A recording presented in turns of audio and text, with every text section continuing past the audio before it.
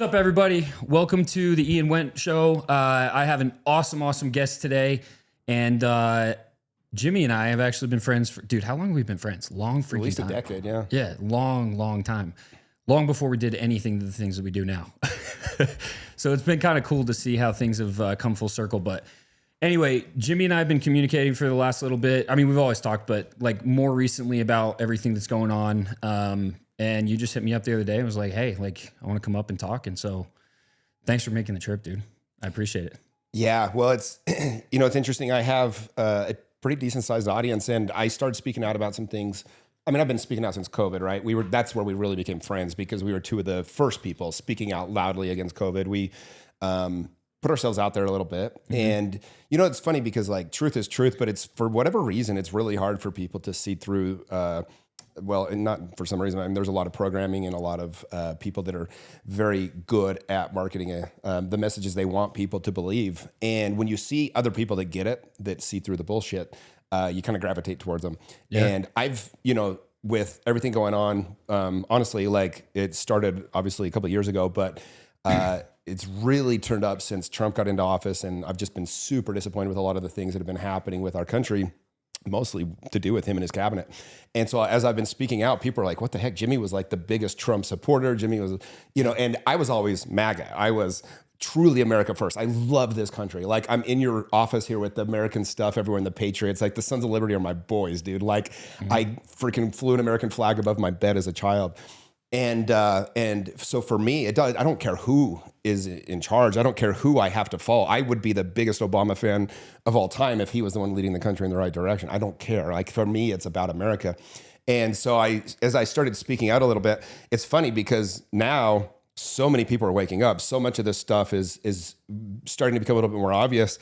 And I wanted to be able to have something to share with people where, they can really deep dive if they want to, or at least get their feet wet in what's going on, because it's really fun. I've had, when I first started speaking about this, even I was at a bachelor party with some friends in March and started speaking out about a couple of things. And I had a friend come at me pretty hard over some of my Israel takes.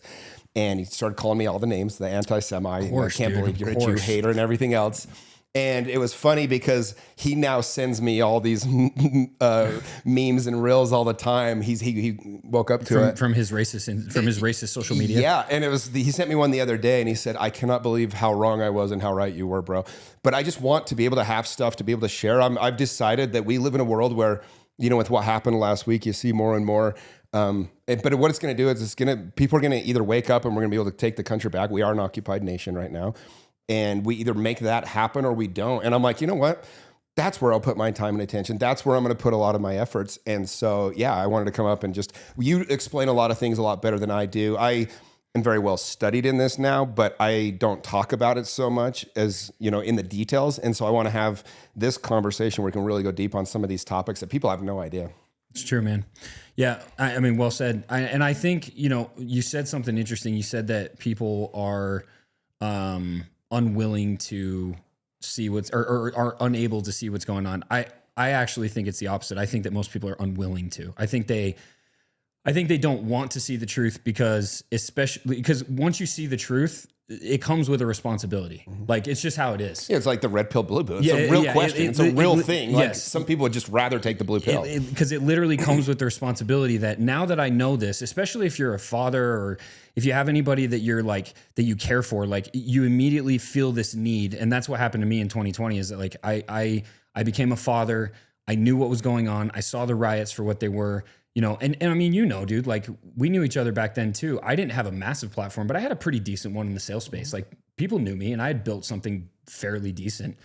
And, it was the risk of, like, you're going to either burn this all to the ground and you're an idiot because you've done this for how long, or, it's going to be the opposite. And I didn't know what to expect, but it was kind of just like, it doesn't matter. Like I know what's going on and I have to say something about it. That's the same way I feel. It's like the truth just matters to me. Like, I have to do this. Even if I want to, you can't live with yourself if be you quiet don't. And shut up. And we know, like, all the people I respect from history are the ones that put themselves out there. It's all the movies that inspire you. It's all the people in the history books that, I mean, who knows if history is real or not, but at the We're end going of to the talk day, about that. the stories that inspire you are the ones where people had to put themselves out there, and it usually meant losing their life or at least a peaceful life. In that point.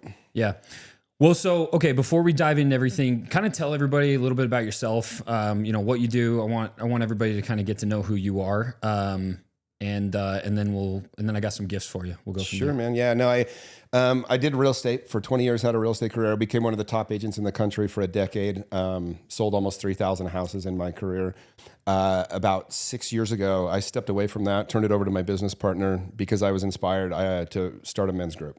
And I had all these incredible experiences where I got to be around these amazing people and learn these amazing lessons. And I just thought to myself, like, how could I just knew I needed to do something more impactful with my life.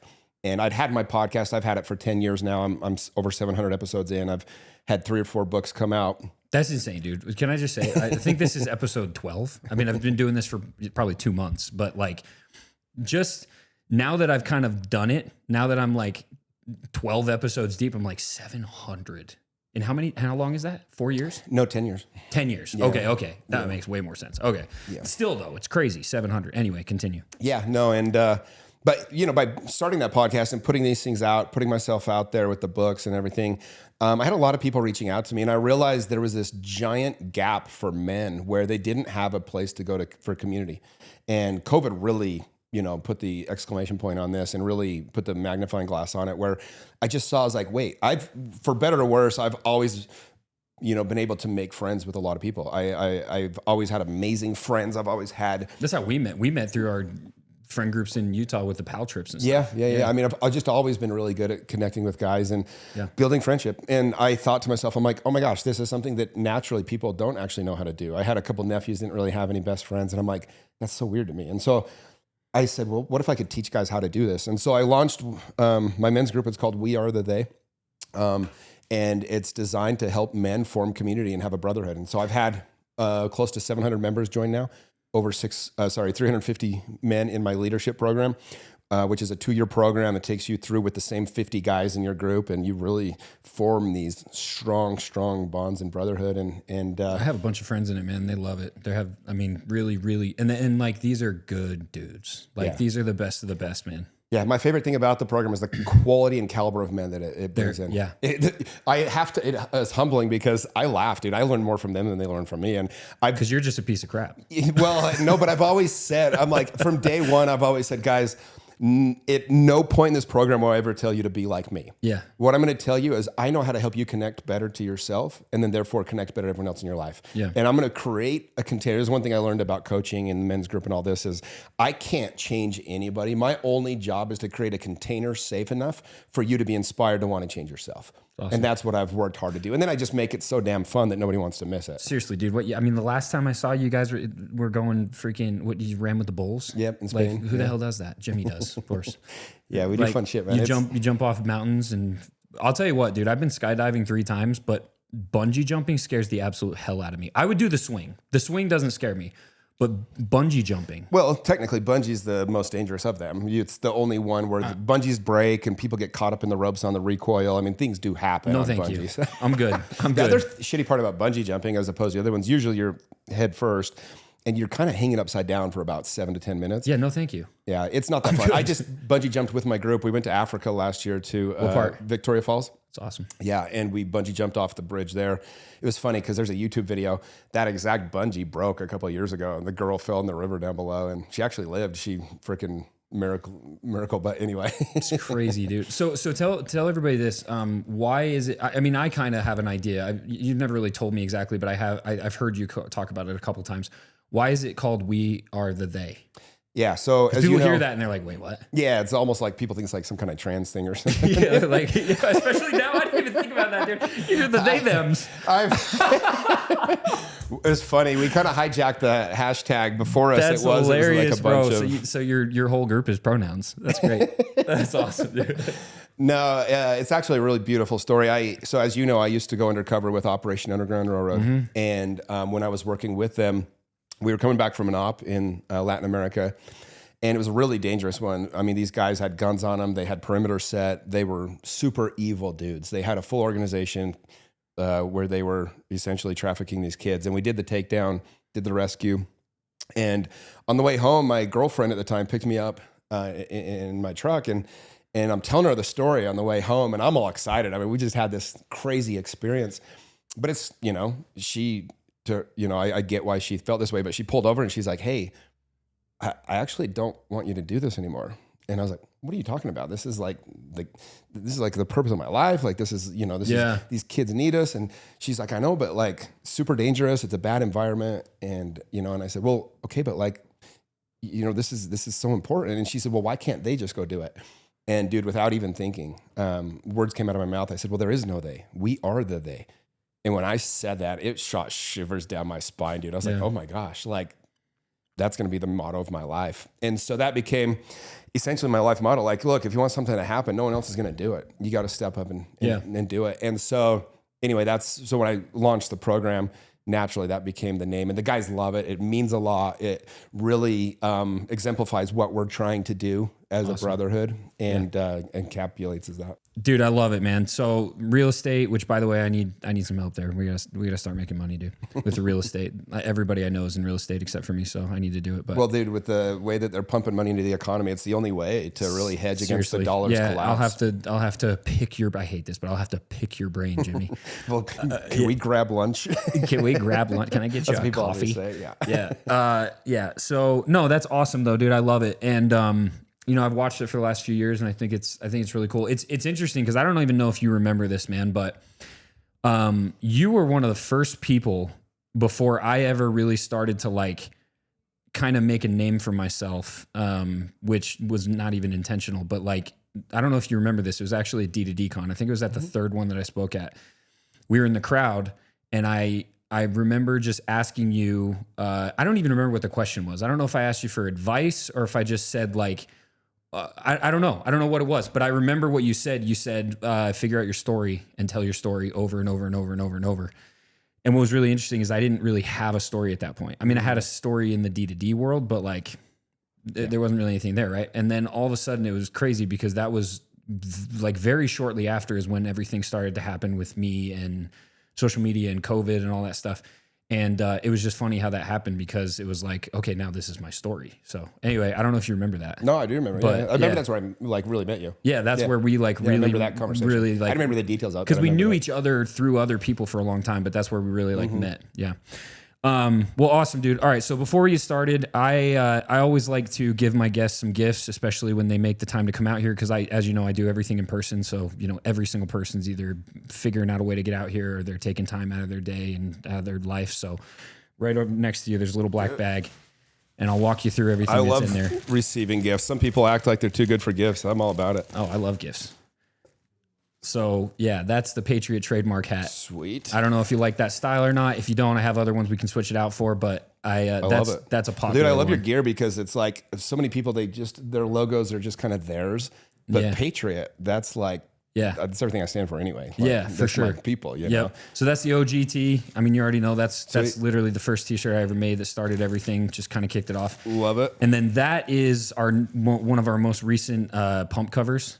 So I did a little bit of like a repackaging with the brand, not a rebrand, but like a repackaging because, there's so many companies out there that are like quote unquote patriotic companies and it's all American eagles or bald eagles and American flags. And like, it's all the same stuff. Yeah, not that that's wrong and we'll always have that, but like I wanted this brand to be more than that and to kind of like resonate with more people, more demographics. And so I came up with this whole idea of carry the torch, which is funny because that happened.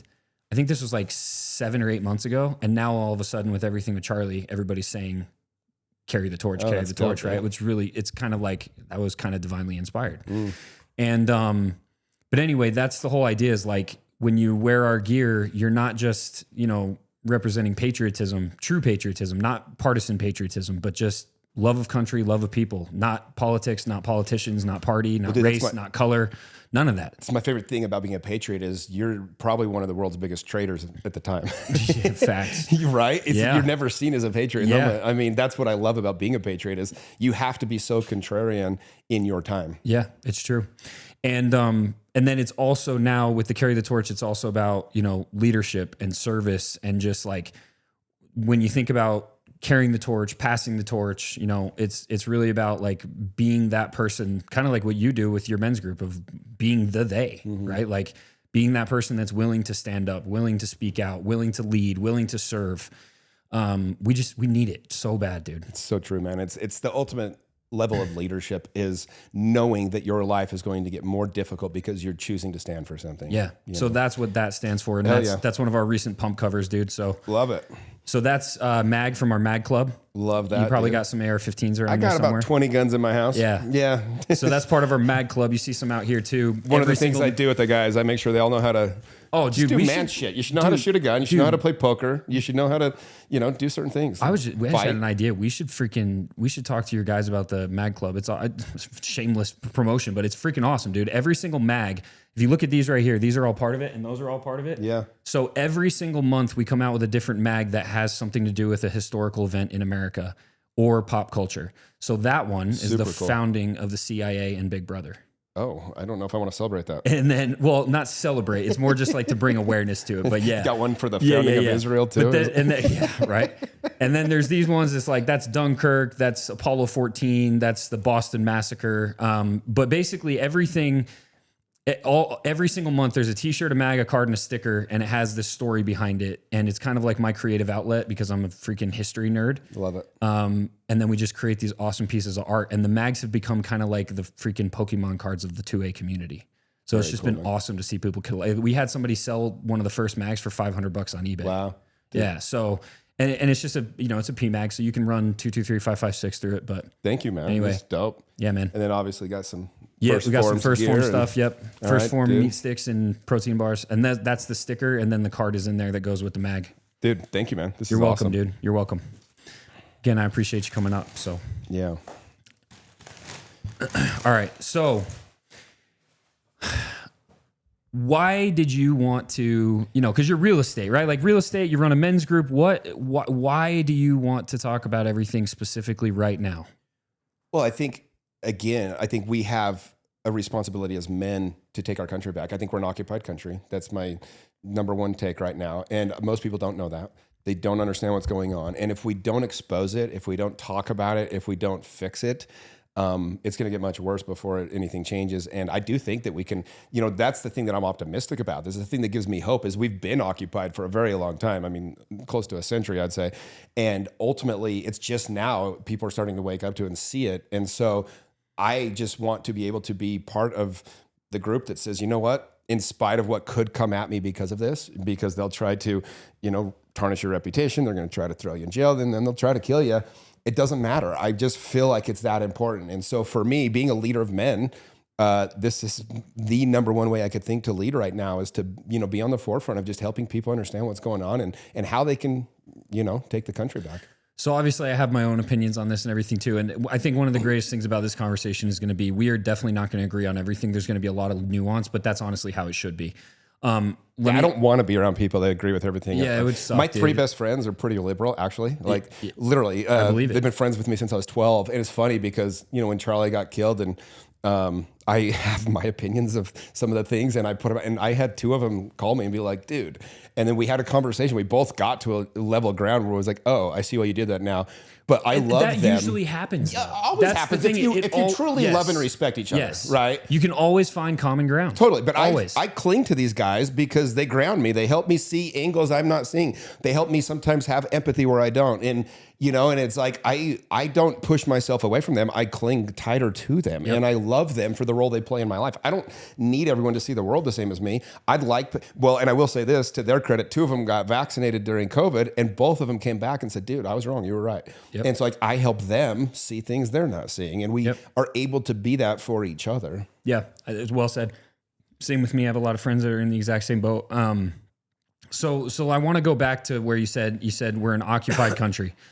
So I have my own opinions about that. That's obviously a very strong statement. It's a very, it carries a lot of weight with it. Why do you believe that specifically, that we are quote unquote the word occupied? Because if we truly were America first, we would be putting our country first. And based on the decisions being made by Trump's cabinet, by the last 5 presidents, at least, probably more, is more, but basically since Kennedy, they've made decisions that weren't America first. And when you start seeing why they're doing it and the people that benefit from them doing it, you realize who's pulling the strings. And like as a kid, you just always assumed the president of the United States was in charge. Our Congress and our Senate were the ones that were making the decisions. And then you see that they're not. And once you see it, it gets really scary because you're like, oh my gosh. Like it was like when Biden was president, it was kind of scary for a minute because you're like, wait, who's running the country? It's clearly not him. He has Alzheimer's. Like he's not there. He's like literally a corpse. Vegetable. So who's running the country? And then you start seeing that one country has all the influence on every single member of his cabinet. And you go, oh, that's who's running the country. And they literally tank it so badly so that you could get in their next shill, who happened to be President Trump, unfortunately.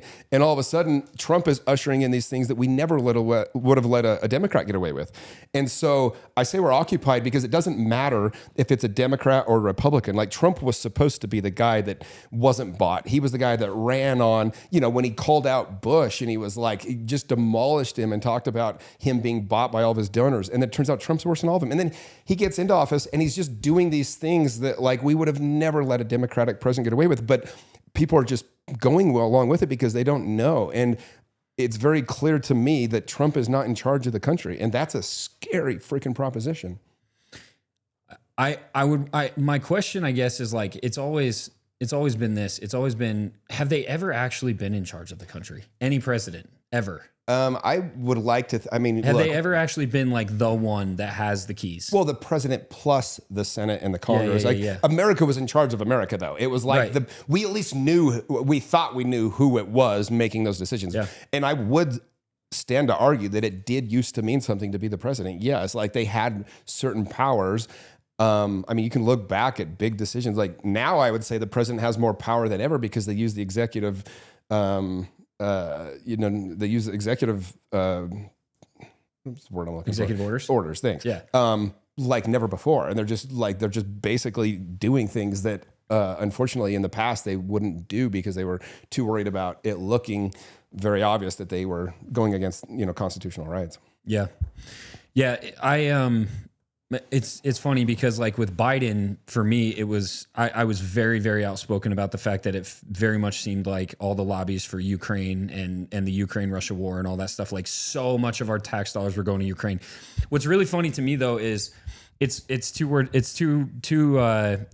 one bird, 2 wings, right? 2 wings of the same bird, because the same people that were so outspoken about Ukraine in the past, the same people that were freaking out because our senators had Ukraine flags flying outside of their office in DC. Those same people now, what are they doing? Flying Israeli flags. They're flying Israeli flags. Of course. Well, they were even then. Yeah.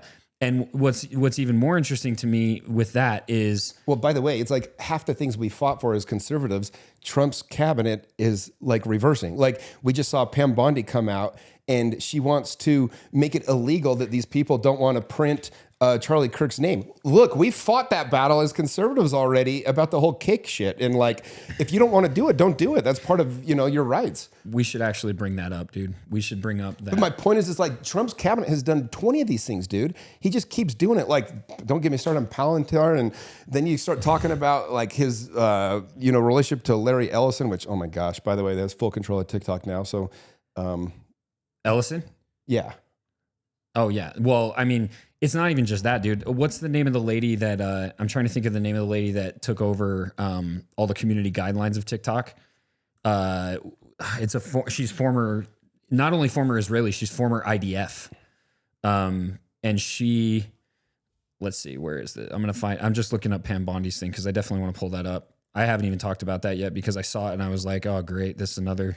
Well, dude, they're literally, and this is why I say Trump is so dangerous because he's ushering in all of these totalitarian things, like, dude, putting the army and the military in the cities, like all these things. Like, I'm sorry, but kicking people out of the country that have green cards because they're speaking out against Israel. They're not even speaking out against America. They're speaking out against Israel, and they're literally kicking them out of the country and, punishing the kids that were going to Harvard and everything else. Like, this is an attack on the freedoms that we've been fighting for since we were born.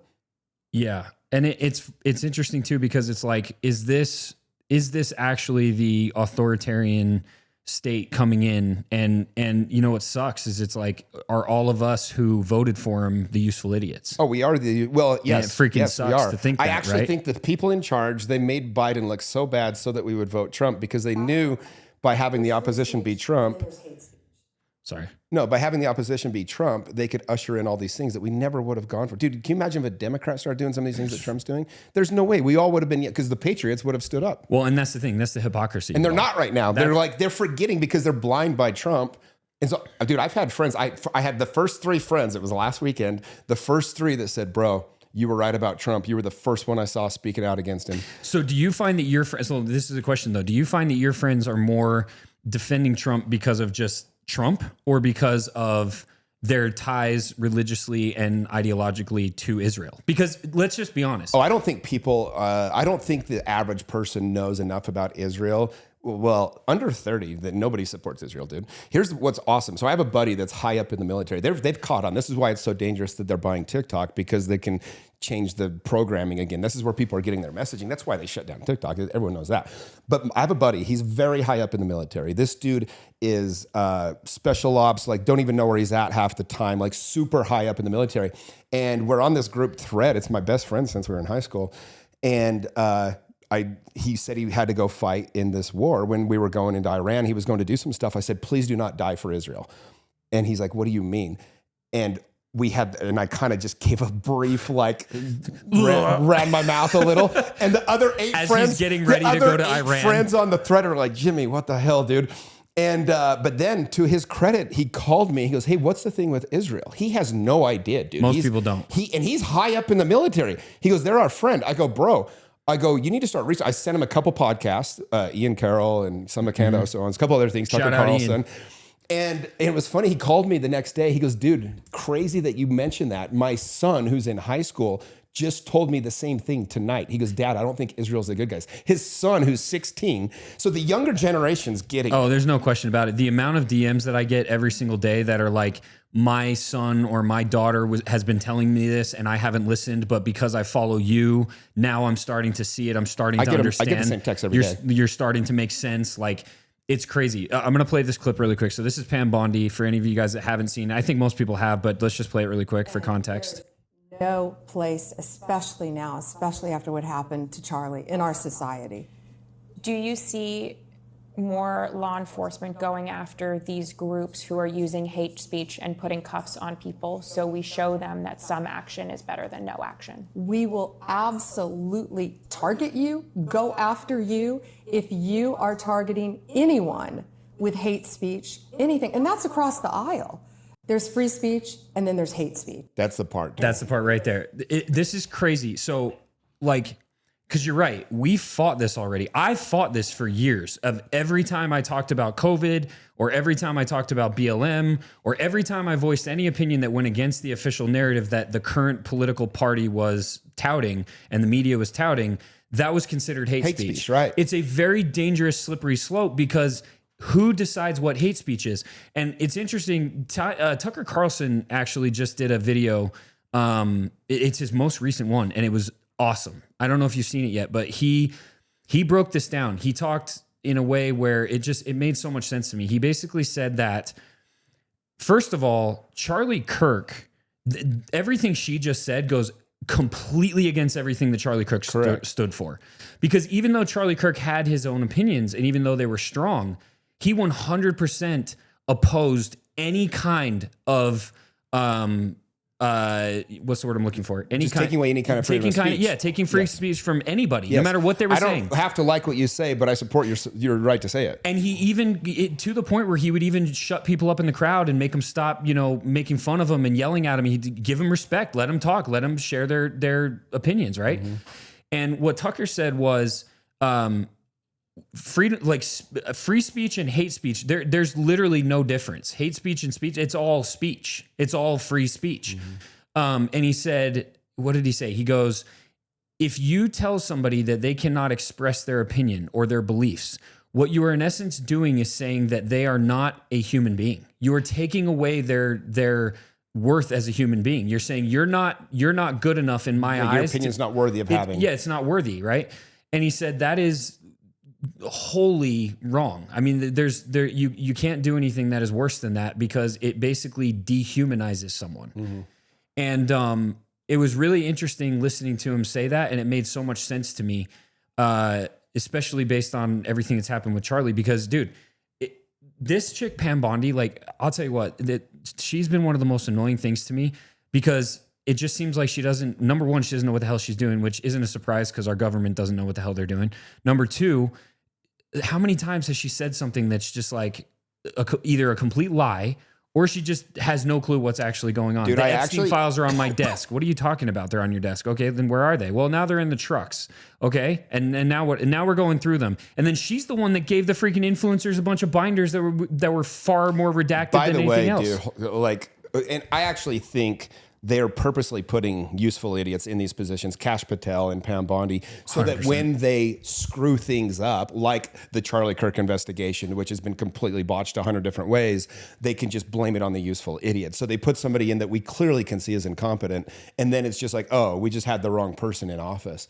And unfortunately, it's almost like an excuse. Like, I had a guy that I owed me a bunch of money, and he wouldn't give us the books of what was going on. They were behind on opening this restaurant and all these other things.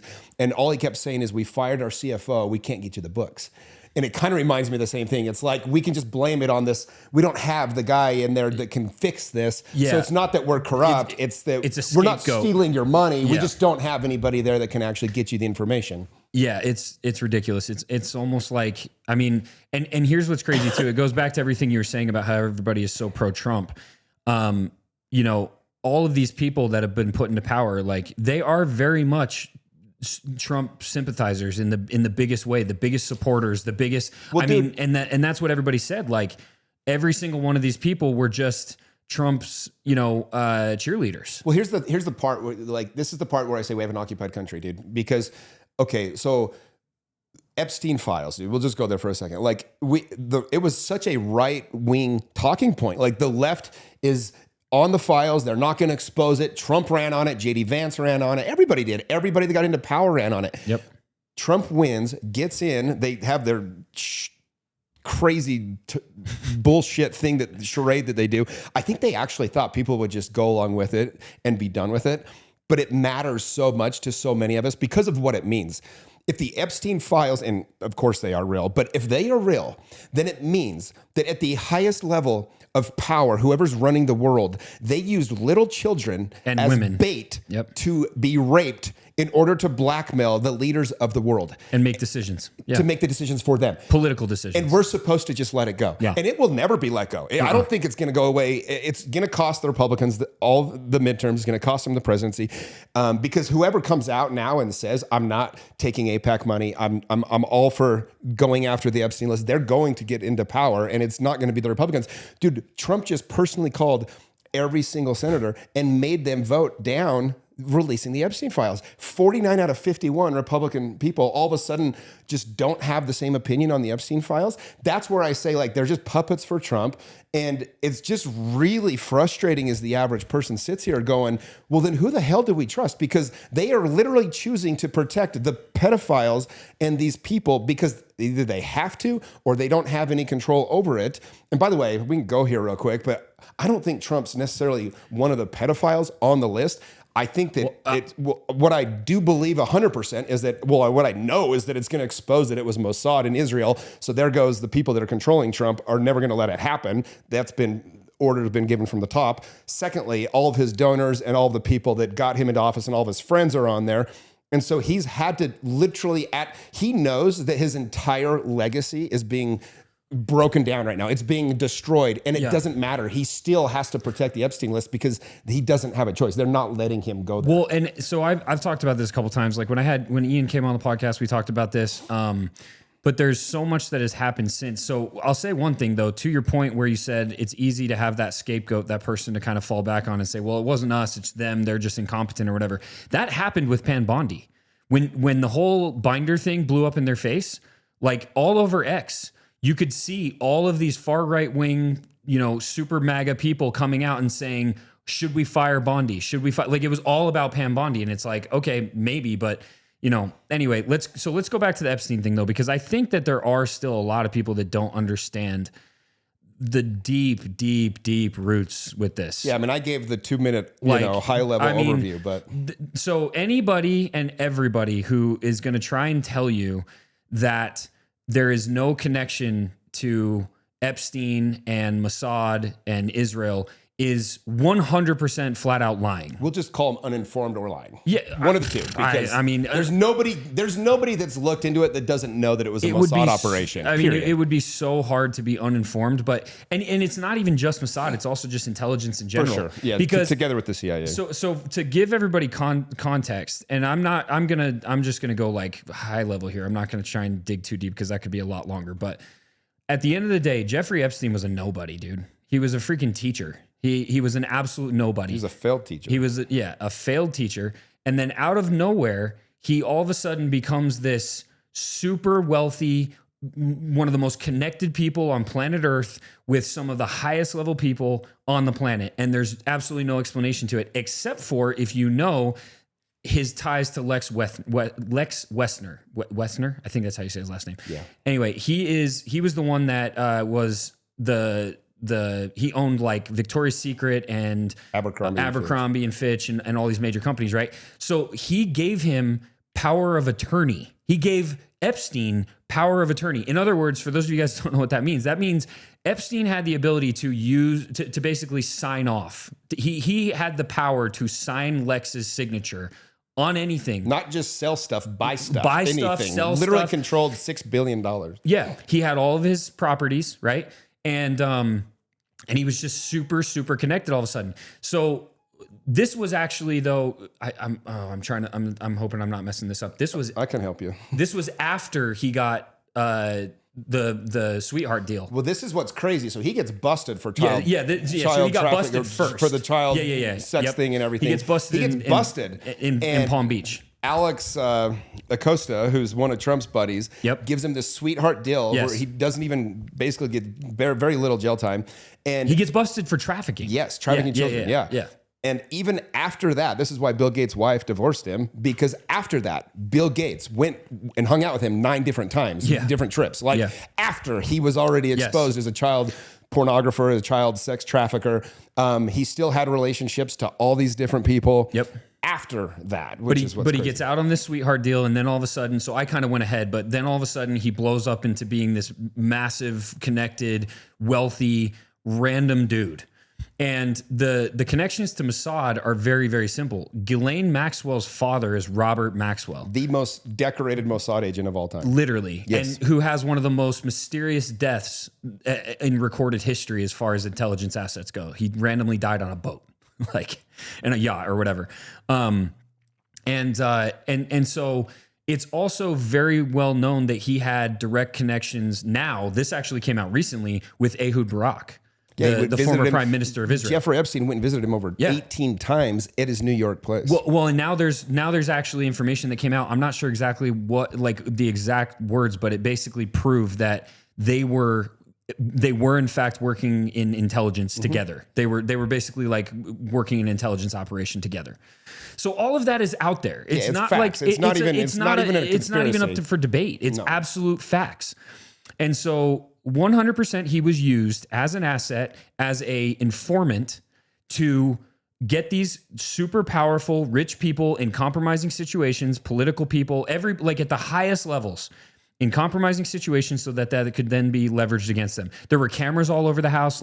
All of these things are real. It's not fake. You can go look it up. It's not, you can fact check me or whatever. It's 100% the truth. If you really, really want like a perfect breakdown of it though, go read the books, One Nation Under Blackmail by Whitney Webb. Yep. The volume 1 and volume 2. I literally have them right there. Like they are the most comprehensive best research books I've ever read in my life, and it will explain everything. And by the way, give them somewhere to go if they just want to get a 3-hour podcast. Like we've given it an overview here, but there's so many good ones. But there's so many. I mean, Ian go Carroll listen to does Ian so Carroll. many. Yeah. I mean, Rogan. There's a few guys that have been on that have talked about it. There's enough. Go listen to Ian on Rogan's show. That's as good a breakdown. Or honestly, just go follow Whitney Webb on YouTube.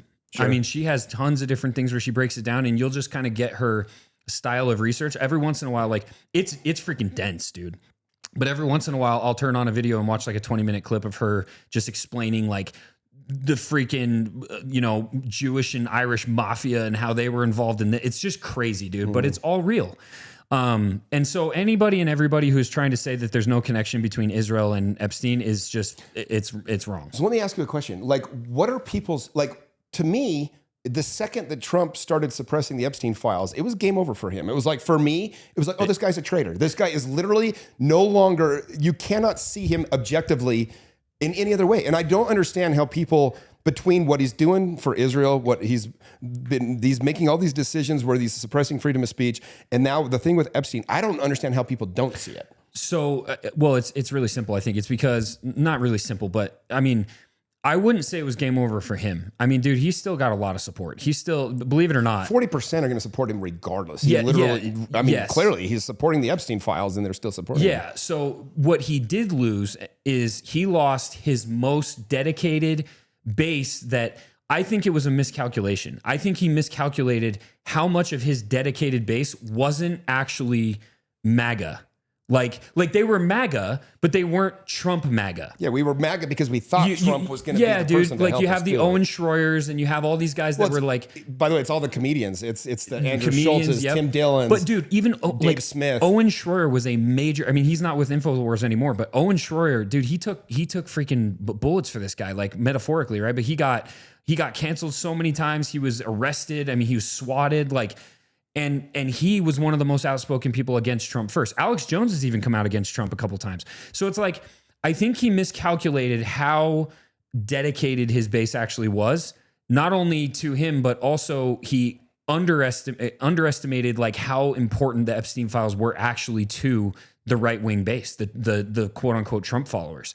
And, the whole protect the children thing, like that was a massive deal for people. Turns out that was real for us. Turns out it was real for us. Yeah. And so, I think I will say this, it's going back to what you were asking as far as like, do you think he was involved? Dude, Donald Trump's mentor, for anybody that understands the history of Donald Trump, his mentor was Roy Cohn. Roy Cohn was one of the most, he was a genius when it came to getting people that were powerful individuals in compromising situations and then using them against him. Like he was one of the most scroungy people on planet Earth. He was his mentor, dude. And so while I know that Trump is not clean and he's definitely not one of, there's no good guys and bad guys. We'll get into that too. But one thing that Trump isn't is stupid when it comes to that. I don't think he would have been stupid enough, having been around Roy Cohn, to allow himself to get into a situation where he would be quote unquote on the Epstein files. Like at the end of the day, if he really wanted to diddle kids, he does it in his penthouse. Nobody knows the difference. Yeah, I'd say the same. I don't think he was so rich, personally on that list. No. I just think he has to run somebody else's agenda because of who is responsible for that. Well, and so then the question is why, right? Because what would possibly get Trump in a position where he would, even though he's not personally implicated, what would be so powerful enough to control him and make it so that he runs cover for these people? Well, he's clearly running Israel's agenda. Like you see, Trump doesn't bow down to anybody. He touched the Saudi prince, which nobody's supposed to do. Yet that was wild. Pulls the chair out for Netanyahu and kisses his ass at every point he can. Netanyahu is clearly a war criminal. Like every other country has already turned. They've already spoken out. He literally he has to now change his flights to not get arrested in the air because so many people know that he's a war criminal. And Trump just over and over kisses his ass and calls him the greatest person alive. So what do they have on Trump? It could be I'll be generous and say maybe they've just threatened him in a way, him and his family, that they don't want to be killed. I think, Charlie Kirk being assassinated in cold blood, JFK being assassinated by Israel. Well, did you hear Max Blumenthal on Tim Dillon recently? Yeah, I did watch that. We should pull that up, actually. Yeah, but my point is that could be the reason why Trump is running Israel's agenda. It could be as simple as they said, we got you into office, or we'll get you into office, but you're going to run our agenda. I mean, he did that in his first term a little bit. He changed the capital back to Jerusalem. There's video of him talking about what he's doing for the Adelsons and how they keep asking him for more and more favors. Adelsons are the richest Jewish donors, and they basically gave him $100 million to win the presidency. And so it could be as simple as him returning favors. I think I think that he's a little naive. I think that he was power hungry. I think that he wanted to be, in office so badly, and they were the ones that basically paid for him to be there. And so, I mean, he took over $220 million from AIPAC money. You know what I mean? It's like, I think he's just compromised. I don't think it's as like they have some big blackmail on him, but we know that Israel uses blackmail. Well, but blackmail comes in different forms. 100%. It's not just sexual blackmail. Like, it's everything. It's leverage. It's just having leverage. Yes. And so I'm going to play this clip because I think this is important. I know a lot of people haven't seen this, but this is a recent clip from Tim Dillon. By the way, before you play that, if you're not familiar with Tim Dillon, like, he's probably the most informed American right now. I really believe that. Like, Tim Dillon is so brilliant, and he's a comedian, and he's a real comedian. Like, he says some shit in between his brilliance that, and by the way, like, it's like him and Dave Smith, dude. I just want to give a shout out to the comedians because they're saving our country. There's something about a comedian. I did comedy for a couple of years. There's something about a comedian that we have a switch that doesn't turn on that allows you to say the thing. I'll actually tell you right now, a good friend of mine, his name, I don't know if you follow him, you should if you don't though, his Instagram is Take Naps, Bobby Sausalito. Okay. So Bobby and I connected at the very beginning. He's been one of the most like centered people. He's never cowed to one side or the other. He's awesome follow. You'll love him. He's also very like financially literate. So he's awesome. But he actually said something I will never forget. He said comedy is the Trojan horse to truth. It is. It's just, there's something about comedians where... Because you can say things and get away with it. You can just get away with it. Well, but you can do it in an intellectual way. My entire life, I've been getting away with things. My best friends have been saying this for years. My family says this. They're like, how the hell does Jimmy get away with saying this? Like, because when you use comedy and people know, then you can say the uncomfortable thing that nobody wants to say. And it's the comedians that are literally saving our damn country, dude. Rogan, Smith, Schultz, Tim Dillon. Like, these are the guys that literally have the balls to say what needs to be said. So if you're not following Tim Dillon, Dave Smith, like, go, these guys are so important, dude. Well, and like you said, Joe Rogan, dude. I mean, Joe Rogan's done a lot more, but yeah, he's a comedian. Like, it's just crazy. But yeah, let's watch this clip really quick because I think there's probably a lot of people that haven't seen this. Does the president of the United States fear for his life? Yes. I mean, obviously he fears for his life. And I was told that he feared for his life before the 2 assassination attempts, one coming within a millimeter of striking his head. I mean, let's not forget about that. But I mean, just to clarify, he doesn't fear for his life because of Ireland. There's the comedy, dude. I mean, I've been told just looking at his glasses, Israel is a major source of concern for Trump. I mean, think about it. What would happen if the president if he suspended arms if he suspended arms to a country that carries out assassinations all across the globe, that specializes in assassinations, that has an entire wing of its intelligence services that conducts assassinations, including with household goods like pagers, would you not be scared? So yes, Trump is scared. And what I learned from this source, who is a Trump insider, someone who talks to who talks to people in the Oval Office, people close to Trump, is that during one of Netanyahu's many visits to the U.S. this year, some figures in his retinue, Israeli agents, placed electronic devices on emergency response Secret Service vehicles. The Secret Service found them and they reported this to the White House. You know, these would be emergency response vehicles that would respond to an incident potentially involving the president. Well, this is the thing about Israel, dude, is we know they use honeypot to catch people. We know that they love assassinations. What's fascinating is it's now known, anybody that has paid attention at all, they killed JFK. Like, they literally assassinated a president in the 60s and got away with it. So who's to say they wouldn't do it again? And I think every politician deep down knows that. I mean, dude, right now, 250 members of Congress, when the country is at a time of crisis, are in Israel right now.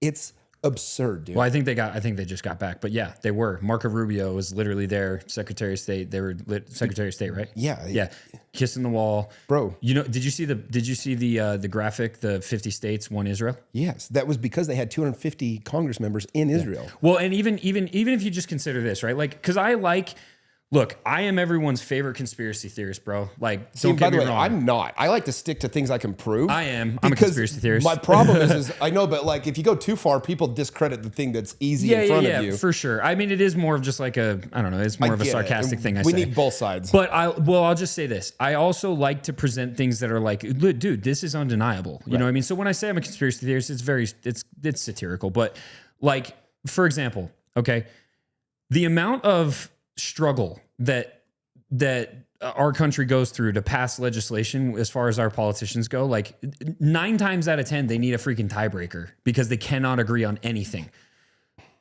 The one thing that they always seem to be able to agree on is when it comes to pro-Israel legislation. Every single time, it's like unanimous votes. Bro, do you know how many Congress members didn't take money from Israel? Yeah, there's only like 2 or 3. 10 out of the 500. Oh, yeah. Over 500 Congress members. Yeah. Sorry, Yeah. senators, there's only 2. Yeah. 2. 2. Yeah, 2. That's what I'm saying. Senators, Yeah, it's freaking Massie and Marjorie. Marjorie Taylor Taylor Greene. Greene, Yeah. Actually, I think No, Paul's the other one. That's the senator.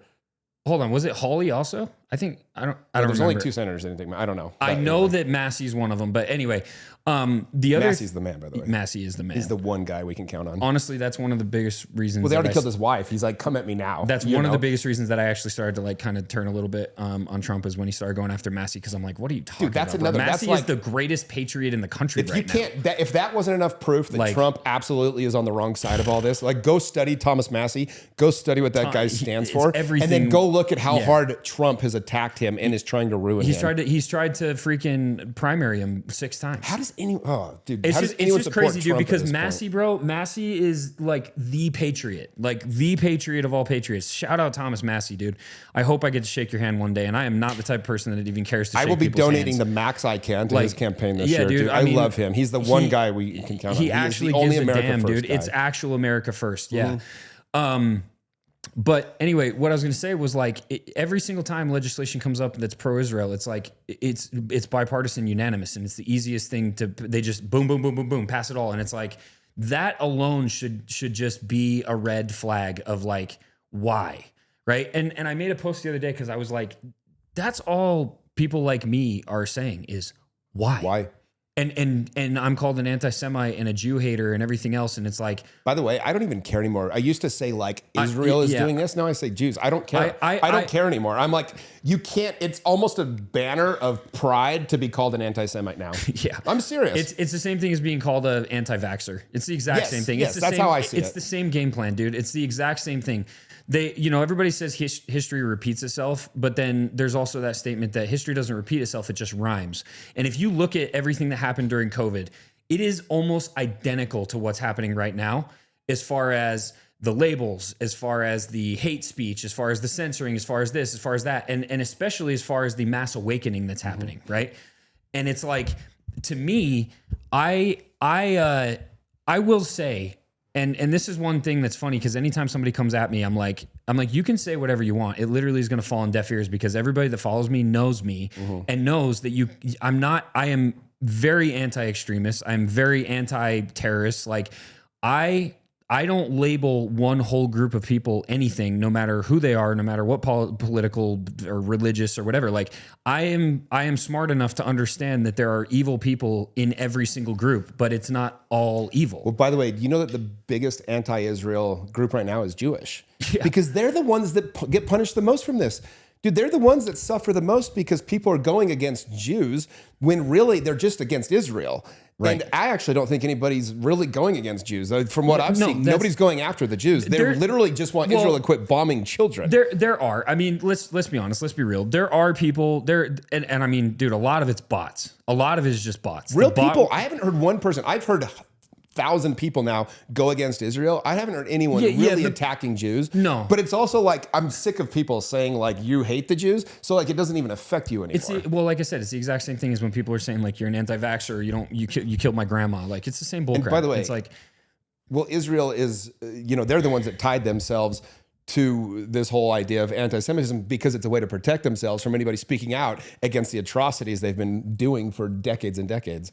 which is really ironic because they're not even Semites. They're not maybe even it's a good Semitic. time to go into this. Please explain the difference between Israel of the Bible versus Israel today, because my own mother got mad at me because I posted some stuff. She goes, where do you come up with this garbage? And it was like, my mom never messages me. This one hit a chord because I was speaking out against Israel because she's a boomer and she still thinks it's Israel from the Bible. Yeah, so I mean, like it's really, really simple. I mean, it's the idea of dispensationalism. So the idea of dispensationalism comes from this idea that in Genesis, I'm gonna have to look up. The one thing I don't have is retention of the exact passages. 1 second, let me look it up. It's Genesis. I think it's 13 or something, isn't it? It's 12:3. Yeah, okay. 12:3. So it's that whole idea. It's the statement that says, if those who bless Israel will be blessed, and those who curse, whatever, right? Like it's that same passage that everybody uses all the time, and it's the idea that the current nation state, ethno state of Israel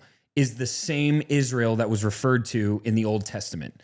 That's dispensationalism, but that's wrong. Mm-hmm. It's absolutely 100% wrong, because the reality is that in that scripture, Abraham is speaking to his sons, and he's talking about them, and it's based on the old covenant. It's based on the Old Testament, the law of Moses, right, which Jesus fulfilled. So that's the whole thing. Is it's the idea that, and I'm gonna look up the scripture right now. So by the way, while exact, you're looking that up, dude, my favorite scripture for currently is in Revelations 3:9. You know that one? That's a great one. Yep. So for those of you that don't know, this is in the Bible speaking about the current day Jews.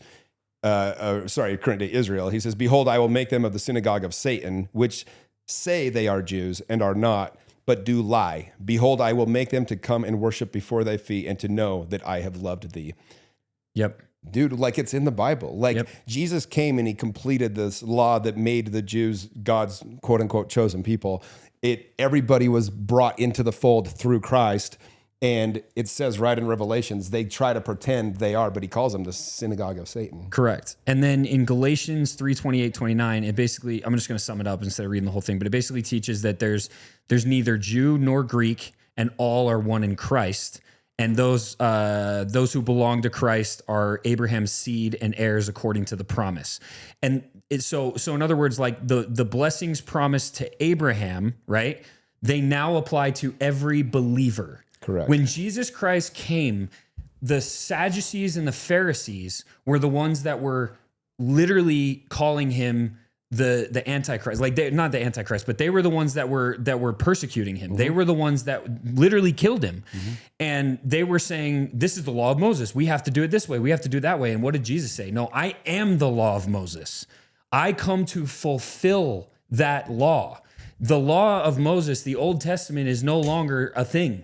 I come to complete it. So the New Testament is when Jesus Christ came to completely fulfill that. And so this idea that the current political nation state of Israel is the same Israel from the Old Testament, it's not true, because everybody became Israel when Jesus Christ showed up. It became all the believers, specifically of Jesus Christ. So anyone who doesn't believe in Jesus Christ, that would lead you to believe that what? What would that lead you to believe, everybody? Huh? That they're not believers. Oh, sure. That they're not part of Israel, right? Ultimately, that's what he's saying. If you don't believe in me, you are not mine. Yeah, right? you're not of the house of the Lord. Yeah. So in other words, all these people who are trying to tell you that they don't believe that they're the chosen people, these are the people that say they don't believe in Jesus Christ. I would just like to pull up a clip real quick. If you want to say something while I'm doing this, because this is let's just pull this one up. Well, I mean, if you want to look further into this, I mean, all the people that live in Israel today, they're not even from there. They're not from that land. No, they're not. Netanyahu's from freaking Poland, dude. Correct. Like, all these guys change their names and they change their identities trying to pretend like they're from Israel. That's not the Israel from the Bible. Well, here's one of my favorite clips, guys. This is our boy Ben Shapiro. Which, by the way, God, I hate that dude. This guy He's so the much. worst. Everybody that's listening to this. And it's not because he's a Jew. It's because I can't freaking stand him. He's just so arrogant. Because he shills and so for Zionism. Fake. He's so obvious. But here, by the way, people were afraid he's going to take over Charlie Kirk.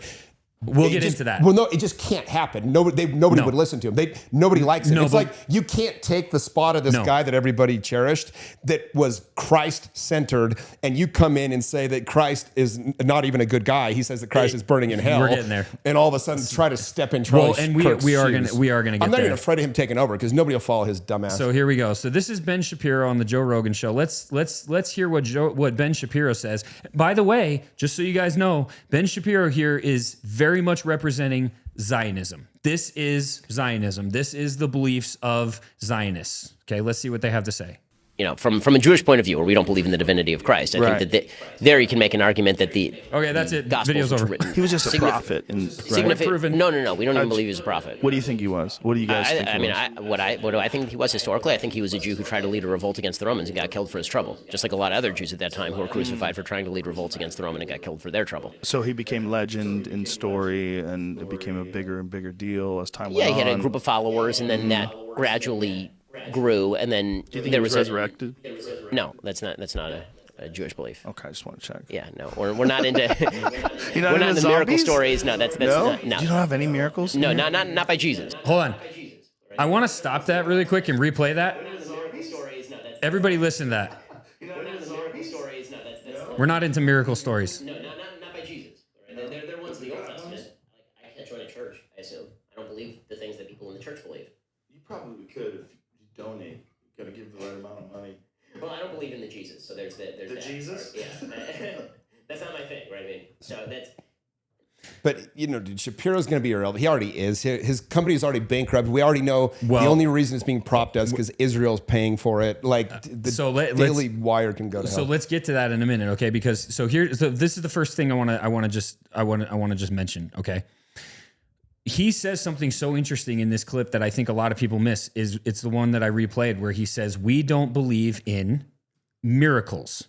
What was one of the number one things that the Sadducees and the Pharisees were doing when it came to Jesus Christ? Jesus Christ was performing what? Miracles. And every single time he performed a miracle, what were they doing? They were trying to use it against him. Look like it was witchcraft. To make it look like it was witchcraft, to make it look like it was going against the law, that they were trying to use the miracles that Jesus Christ was performing against him, to vilify him. Your boy Ben Shapiro here just proved that he is a literal Pharisee. Let me say that again. Ben Shapiro, you're a Pharisee. You just proved it. Well, he won't be able to take that role on, dude. Like, No, of the course youth, not. the youth is smart, dude. So I was talking to this young woman the other day. She's 27 years old. Yep. And we're talking about everything going on, and it was after Charlie Kirk got killed. And bro, she was all over it. She already knew all about Israel. She knew all the bullshit. And every time I talk to younger people, when I post my stuff about what Israel's doing, it's all the younger people that are liking it, posting it, commenting to me.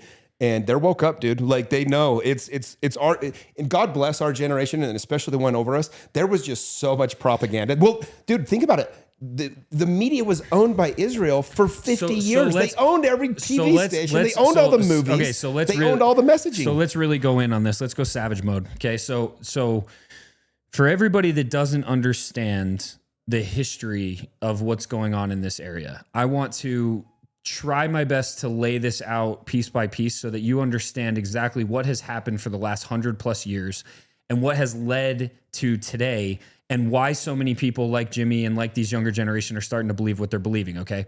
So what you need to understand, first of all, is that the main belief of Zionism is that the Jewish people, because of the persecution they went through, they are promised the land of Palestine, which, by the way, is absolutely a place and has been a place forever, even though people try to say it's not, specifically Zionists, that this land was promised to them 3,000 years ago, once again, by like according to this whole idea in the Old Testament and everything, right? And that because of that and the persecution they went through, they are entitled to this land, regardless of who's there, regardless of what anybody says. It's their God-given right. That's what they believe. Okay, that is the belief of Zionism. By the way, it comes from the founder, or the father of Zionism. His name is Moses Hess. Moses Hess was an extreme socialist, a labor socialist, to the point where he actually, and I'm not exactly sure how much he helped, but he helped Karl Marx write the Communist Manifesto? Yeah, I knew that. He was literally like involved with Karl Marx and Trotsky. Like this is all kind of the same time, right? And then came along, what the freak is his name? Oh my gosh, I forget his name. Brain fart. Shoot, I gotta look it up real quick. Father, let me look it up. It's on the tip of my tongue. Theodore Herzl. Okay, so then Theodore Herzl came around, and he's the one that basically founded Zionism. He's the one that kind of like caught on to Hess's ideas and founded Zionism. We can even read this if you want. Well, and by the way, we don't even have to read it, but what's cool about all this, just keep going, because here's what's cool about, one of my favorite things about coming out against Israel, bro, and like some of these things going on, is it's so easy to prove it all. It's so easy. It's all very easy to research. If you really want to know, it's all there. It's not hard to get black pilled on this, because the second you start looking into it, it becomes very obvious. And it's the reason why every single time I call one of these Zionists out to debate me, every single time I do it, they don't do it, because they know that if this comes up, it's always going to shift the conversation. All they can do is shift the conversation to some other talking point or some other something to distract from what we're actually talking about, because they can't have an answer, because there is no answer, because the answer is history. And so here's what happened. So early 1900s, this is during World War I. Britain realized that the land of Palestine was a very it was strategic. They needed that land, that area strategically, and then on top of that, they realized that having the resources in that land was also really important. And so what they did was they basically went to the leader of the Arabs in the time, and I forget what the name is, but this is while the Ottoman Empire was over the whole area, right? And they basically went to the leader of the Arabs and said, "Hey, look, if you help us overthrow the Ottoman Empire, we promise to give you a free and sovereign state for all of the Muslims in the area," right? And so guess what? They did it. They had the Arab Rebellion, and sure enough, they overthrew the Ottoman Empire. And then when it was time to get their free and sovereign state, Britain came out and said, "Actually, we made a secret deal called the Sykes-Picot Agreement with France. You didn't know this, but we did it." And what that deal said was, we're going to partition the entire land. And so they broke the land in half. They gave France part of it, and I'm not sure exactly which parts, but what ended up happening basically is Britain ended up being the ones that took over Palestine, the area of Palestine, right? And it was called British Mandate Palestine. And then for the next, I don't even know how many years, they literally ran that land. Like they oversaw everything. The Palestinians were not free. They were mandated or whatever. So the other thing that happened was, and this is, I believe, a few years after, I get my timeline all mixed up, but basically a few years later, Britain also realized that there was a group that was rising up in Russia known as the Bolsheviks. Mm-hmm. And the Bolsheviks were largely Jewish, and they had a massive following and a lot of power, a lot of political power. And they decided, we need these people to be on our side. We need to figure out a way to create an alliance. And they knew about the idea of Zionism. They knew about the fact that these people wanted they wanted their free state of Israel, and there was all kinds of different political pressures on top of that. And so basically what happened was, Balfour wrote the British, I forget exactly what his position was, but anyway, Britain, we'll just call it Britain. Britain wrote a letter to the Rothschilds, to Lord Rothschild, called the Balfour Declaration, basically saying, we're gonna give you the state of Israel. Yeah, which was Palestine. There's interviews of him talking about how he's the father of Israel, because he's the one that made it happen. Yeah, exactly. And not only were they going to give them the state of Israel, it was the largest percentage of Palestine, which at the time it was like 96% Palestinian and 4% Jewish, or maybe the percentages are off a little bit, but it was like large majority Palestinians, right? And then all of a sudden, over the next few years, they start migrating all these Jewish people over, and to the point where it's majority Jewish now. And then there comes the Nakba, which is the catastrophe, right? Which is basically when they founded the state of Israel in 1948, I believe, they expelled 750,000 Palestinians, which, and even before this, they had already started settling on their land. They had already started pushing them out. Like, there's so many different details to this. It's almost impossible to cover the entire thing.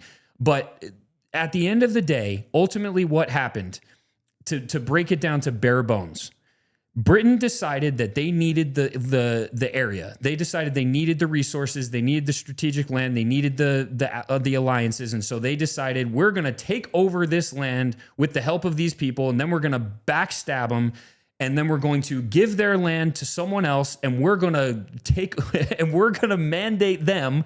And then on top of that, we're going to allow them to fight each other over and over and over and over, to the point where, by the way, the very first terrorist organization, guess who it was? Because it wasn't the Arabs. You know who it was? The IDF? Yeah, it was the Jews. Yeah. Yeah. It's called the Irgun and the Lehi. They were the very first terrorist organizations. If you go by the definition of terrorism, which is inflicting harm on civilian population for political or religious by the way, reasons. Once Israel got their country, that was the whole, I believe, the entire fight of World War II was so that Israel could get their country. Yes. But they get this country, and then within a couple of years, within just a couple of years of them becoming a country, they already start taking more land from Palestine. They started settling on their land. Wars, Yes. They started, and then they built a wall. And then they built a literal wall throughout the. So this went on for the next who knows how many decades.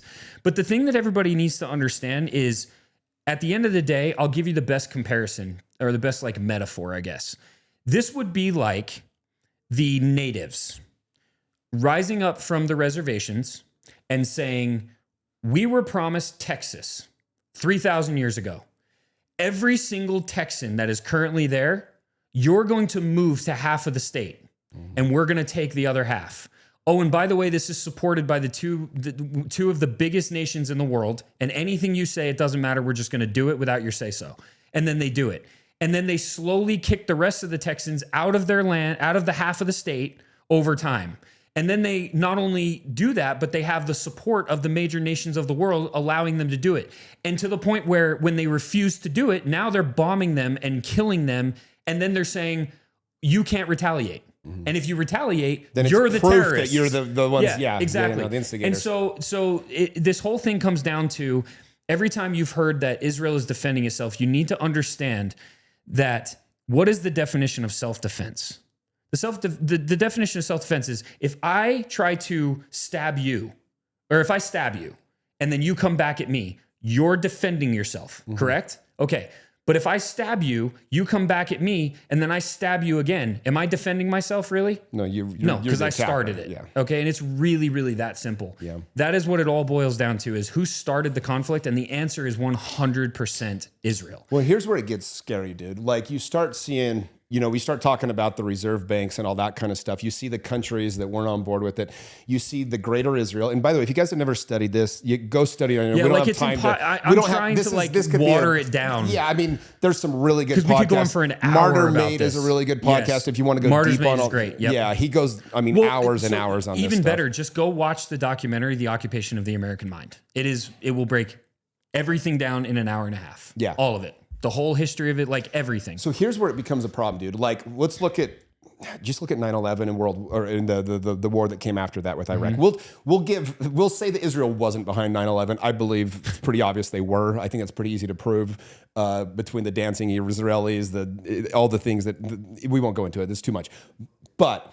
Let's assume that's the problem with this topic, dude. I know, it's so that's deep. why Martyr Made is 12 hours long. I know. Well, you start looking at I'm even dude, trying look to at JFK and him trying to get them to not get the nukes and everything else. Even just going through the history, I'm trying to process it all, and I'm know. there's the 6-Day War, there's the Arab Rebellion, there's this. It's like I can't even spit it out. By the way, fast here's the enough. crazy part, dude, is the average American doesn't know any of this. No, they don't know anything. No. And so when you start seeing, like, we went in, think about this. After 9/11, this is the part I want to get at. Let's assume Israel wasn't behind it, okay?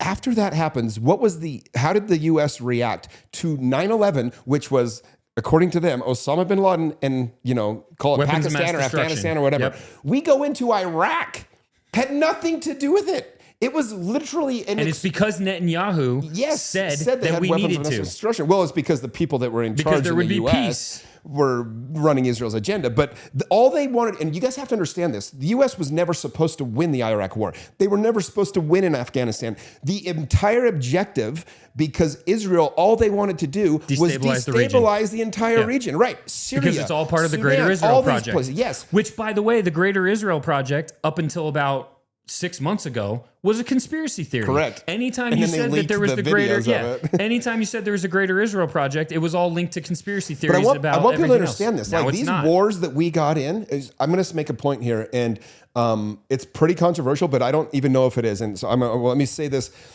All these wars that were fought, Iraq, Afghanistan, looking back now, we know we should not have been there. We know that they were dishonorable wars.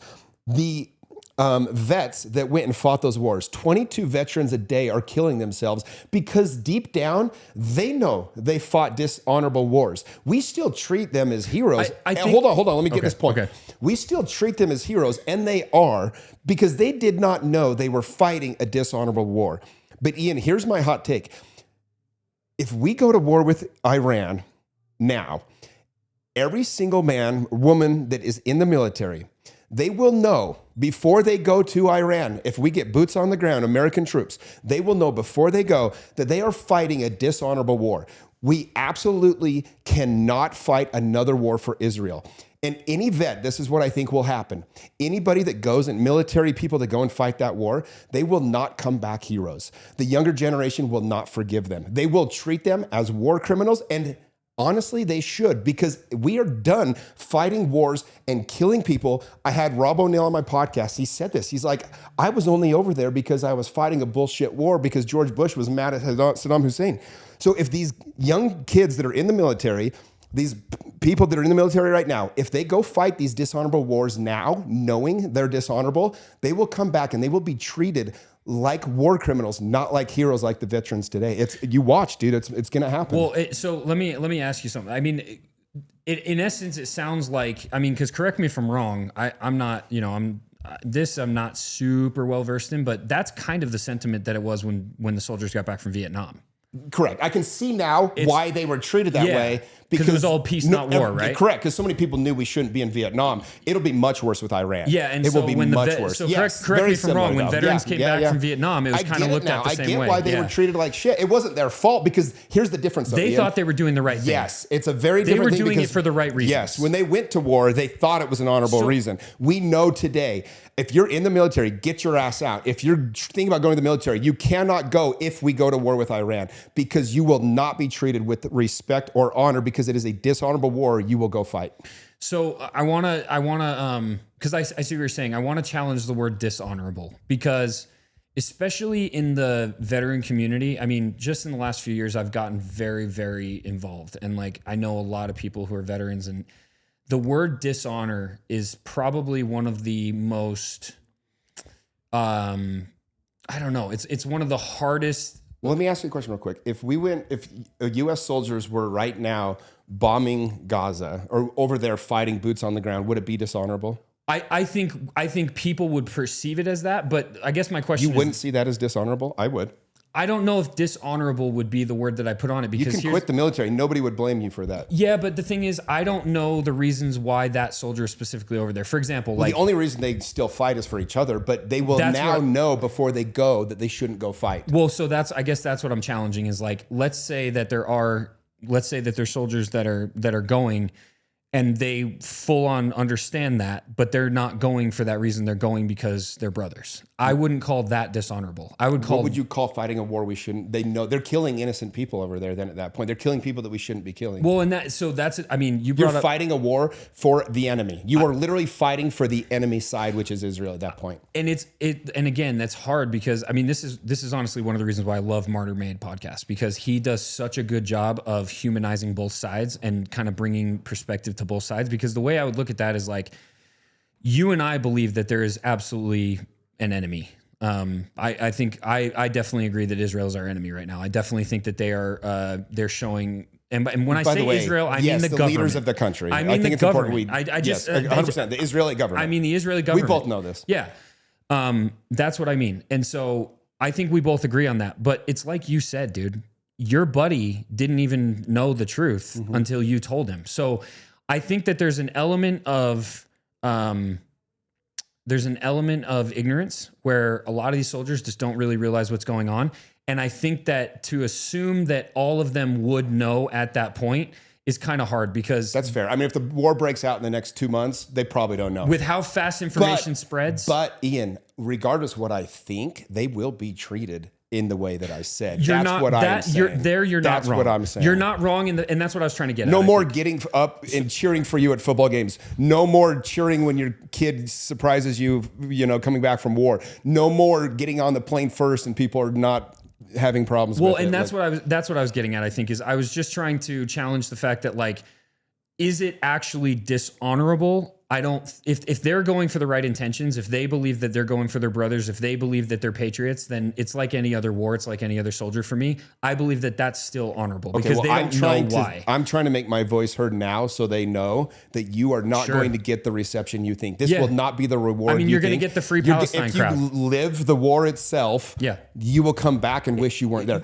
You're going to get the free Palestine crowd. Yes. No, you're going to get anyone under 30 that's actually sees what's going on. But that's what I mean is you're going to get the people that are very, and I'm not saying this is a bad thing. Like you're going to get the people that are very outspoken about Palestine that understand the conflict and know that Israel is. This is why Charlie Kirk literally went and met with Trump to tell him, we can't go fight Iran. We can't be in this war. The younger generation is not having it. Yeah. Like we can't, the under 30 crowd is done with wars. Correct. Think about what war is. Like the fact that we go to war, are you kidding me? Like, dude, I went to Saudi Arabia with my buddy 2 years ago, and we're like walking around this country and going around, and we're just sitting there looking at each other like, can you believe that the leaders of our country would have us believe that these people hate us? Mm-hmm. Dude, they didn't give a shit. They either were so happy to see us or they didn't give two shits that we were there. Not one person thought it was a bad thing that we were there.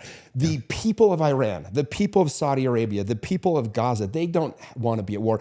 If our leaders, because we're trying to destabilize another country, get us thrown into that war, we have to start speaking out as patriots and saying that it is dishonorable to go do that. And I don't disagree at all with that part. That's the point I don't disagree with. I guess I was just kind of like, I don't know, dude, it just hits me a heart for veterans. You know what I mean? Like that's why I'm speaking out. It's really hard, because I want them to be protected. Yeah, but I have had conversations, to your point, with veterans, when they come up to a booth or they come to the store or whatever, and it's like they understand now what it was back then. But to them, they still feel that sense of honor and like patriotism of, I did what I thought was best. Yeah, but they're also trying to cling to anything that gives validation to these 5 or 10 year, 20 years they gave up of their life. Yeah. Like, God bless them. My heart goes out. I've never been so grateful I didn't go the route of military, because I'd be so furious right now. And to that point, this is what I've been saying when, I've had a couple people ask me, like, would you go to war? And the answer is absolutely not.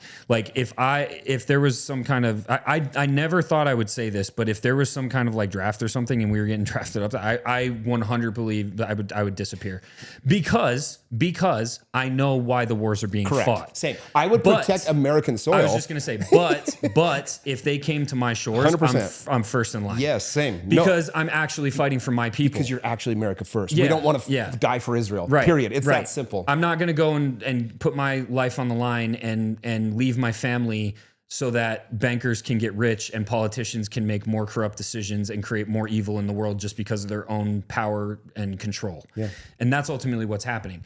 And so, that also brings me to this point. Look, I don't want to, no one knows exactly what just happened with Charlie. Like, anybody that says they do. Agreed. At this point, it's just pure conspiracy. There's so much nuance, and it's definitely conspiracy at this point. But I will just say this. My personal opinion this is my personal opinion. I definitely think that there was involvement with Israel, with Mossad, with intelligence, with all of this stuff that's going on because of the same reason that you just said. I mean, the fact is there was not a human being on planet Earth, in my opinion, that had more positive influence and more possibility of actually reaching the younger generation and being as effective as Charlie Kirk. No one, because and the real reason, it's actually kind of ironic because he said that he didn't believe in empathy. What's so ironic about that is I actually believe that he was one of the most empathetic people when he spoke, whether that was a facade or whatever, but like he was so good at allowing people to speak and making them feel like he was listening and heard, and then also countering them with just honestly like facts and truth. I mean, this is another thing that Tucker just talked about. He basically said the thing that Charlie was so good at is he would help people feel what was in their soul. It wasn't just about proving them wrong. It was about them feeling truth. Well, I heard deep I down. heard this too. Like a lie has to be spoken 1,000 times, whereas truth you only have to hear it once. Yeah, and so, dude, I 100% believe they took him out. That's I'll my say opinion. this. Look. He was flying I way don't think close. we'll ever know. It'll be like a JFK thing. We'll find out 50 years from now. But I will say this: if they didn't take him out because he was turning on Israel, they're capitalizing on it now. Not only are they capitalizing now, but if they didn't take him out, it's the luckiest thing to ever happen for Israel. Which leads me to believe they're had pretty to damn be lucky then, behind dude. it. Like, they just keep on getting lucky. Yeah, huh? they're pretty lucky. No, but I mean, look, you start to see. He told Tucker to talk about Jeffrey Epstein and being connected to Mossad. That's very clear. He told Marjorie Taylor Greene to speak out about AIPAC. Like he was breaking ranks. And here's the problem with Charlie Kirk, unfortunately for him, is he got into power by taking donations from all the high Jewish money, all the Israeli donors. And so unfortunately... Not just Jewish money either, man. He had a lot. I understand, but it was all the Israel First money. And so if 100%. You look at all of his big donors, they just were. And unfortunately, it's almost like a mob. And he didn't know that when he probably got into bed with them. But you can't break ranks at that point. They're going to take you out. It was a mob hit. And here's the thing, dude. Like, again, opinion, nobody knows the truth. Like, that's just a reality. I want to make that very, very clear. And I'm not doing it because I'm trying to clear myself. I'm just being like real. No, we just can't know. No, like, you just can't. And it's stupid to say like, I know exactly, you know, like so here's the reality though. And what's interesting is I actually said this myself. So last year was the first year that we did Turning Point as official Patriot gear. I never in a million years thought I would do that. I would never have gone, because dude, they were the people that had the golden statues of Trump and everything. And I was just like, this is the biggest load of bullshit I've ever seen in my life. Like they're just freaking, it made me sick. And then last year, I made the decision to be a pretty big sponsor. And we had a huge booth right front and center in Turning Point. And I will tell you the reason why. It is because I watched Charlie Kirk, even though I didn't agree with everything he said, specifically on the Israel stuff. Let's see. I watched him go to those campuses and I watched him actually have the dialogue with people across the aisle, which is something I believe so strongly in. Like, you know, people start to follow me and they immediately think just because of the way the media spins everything that I'm just this like far right. Dude, I am so far from far right. It's not even funny. And like, I have so many conversations and DMs and things with people who are on the other side. And like, when I saw him going to these campuses and doing it with the most important generation, it hit me. And then I saw the video, dude. I will never forget this. I saw the video election night of Charlie Kirk, and after they declared Trump the winner, dude, I don't think I've ever seen somebody feel more of a sense of like, I did it. It was self-pride like you'll never see. Just pride in your own accomplishment. And you felt, like, and it was so genuine. It was because it's the way I used to speak about my real estate career about this when I got through the hard times, because I was so proud of how hard I worked to get to this place. Yeah. And you could feel it on him. I shared that moments after he passed away. It was such an impactful thing to watch, dude, the pride in his face. I actually got kind of teary-eyed because in my mind, what I saw when I saw his face and when I saw him like kind of like take his hat off and, you know, like his wife is on him and stuff, what I saw was a man that was saying to himself over and over and over, I actually changed the hearts and minds of people. Mm-hmm. Like, I actually did that. Well, I think because he cared so much. He actually cared, yeah. Well, I think he was tortured lately. Like, inside, he had an internal dilemma going that I can't imagine, because he knew that we shouldn't be fighting Israel's war. So he knew we shouldn't be in Gaza, and he knew that we should be releasing the Epstein files. You saw him go back and forth on the Epstein thing. You saw him, and he was a tortured soul. I think he didn't know how to get out of the situation he was in. Well, and so that's what I was going to say. So leading up to that, right? So I did the Turning Point thing, and then this year I turned it down, and I didn't do it. And the reason why is because I thought he was I still thought Turning Point was going to be because they were pro-Israel the year before too. Mm-hmm. And I was like, I'm not doing this again. Like, it's so fake. It's not America first. All these influencers just got back from Israel. They're freaking posing on their tanks and taking, you know, having golden hour cocktails in Tel Aviv. You, Charlie, like, dude, it's just freaking ridiculous and disgusting. Yeah. And anyway, so I didn't do it. And what was interesting is a bunch of my friends actually went and came back, and then they messaged me and they were like, dude, I'll be honest with you, like this turning point felt different. Oh, it was the best event thrown of the year. Did you go? No, but I watched a bunch of it live. Yeah, so did I. Dave Smith, yes, his debate, Tucker Carlson's speech. That's what those are two of the most iconic speeches of all time. So that is what all of my friends said. They were like, dude, it was actually like very, very anti-Israel. Like it was crazy how many people were actually very woke up to it. And so he had, so let's just break this down, right? He platformed Dave Smith, who murdered. What is his face? What's his name, dude? It's dipshit. I don't know. But so by the way, bad. I had the chance to hang out with Dave Smith about 2 weeks after that. He came and did comedy at Wise Guys. Oh, that's awesome. And the owner of Wise Guys is a good friend of mine. Yeah. So I got to hang out in the green room with him. Yeah. It was one of the proudest moments of my life. He just Dave seems Smith, like such a cool dude. Well, he's just so important right now. He's such a G dude. He's so brilliant and he just knows. Yeah. And he is Jewish, which helps. Yep. Yeah. You know, so it's just like, yeah. But he, anyway, so he kills him. Right. And then, like you said, he had Tucker speak, and specifically Charlie was platforming people to have that discussion because, like you said, well, you heard what Tucker said yesterday? 100%. Yeah. His wrestle, I know now, Charlie's wrestle was, I know that there's something wrong here. Because, dude, whether you like Charlie or not, the thing about Charlie is that I believe he absolutely had the Spirit with him. Like, he could feel when something was off. Well, he knew because he knew so that I can still make the impact I want. I can't go out and straight up say that Israel's got these problems. But I'm just going to create the conversation. The people that can. Exactly. I did that a little bit in the past. I did it during BLM. I'm like, I'm not going to say certain things, but I know who will on my podcast. You could tell he was doing that during the debate with Dave Smith. I've done that on my podcast. Well, and you could tell with Dave Smith. Doing that today. Like But with Dave Smith, you could tell, dude. Like, you could tell he was definitely like, he was trying not to be super outspoken, but there were multiple times where I'm like, oh, you want to say something, don't you? And he didn't. And then of course you have you have all the things that he said on his own show where he's bringing up Epstein and he's bringing up Mossad and he's bringing up all the other stuff, AIPAC and everything else. And then he goes on the Megyn Kelly show, and all this stuff leads up to his death. And now, like you said, now you have stuff that comes out. I mean, I'll play this clip right here. Did you see the Candace Owens clip right here? I watched the whole interview. Yeah, brilliant. Bibi Netanyahu in that phone call, what took place was a couple of weeks ago before Charlie lost his life. Charlie was in the Hamptons. He had essentially what was staged an intervention.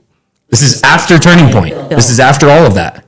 Because Charlie's rational thoughts about Israel were a no-no. This is not the route that you should be going on. And Charlie was surrounded by his friends, quote unquote friends. Bill Ackman was very upset, and threats were made. He was asked to dispute this narrative.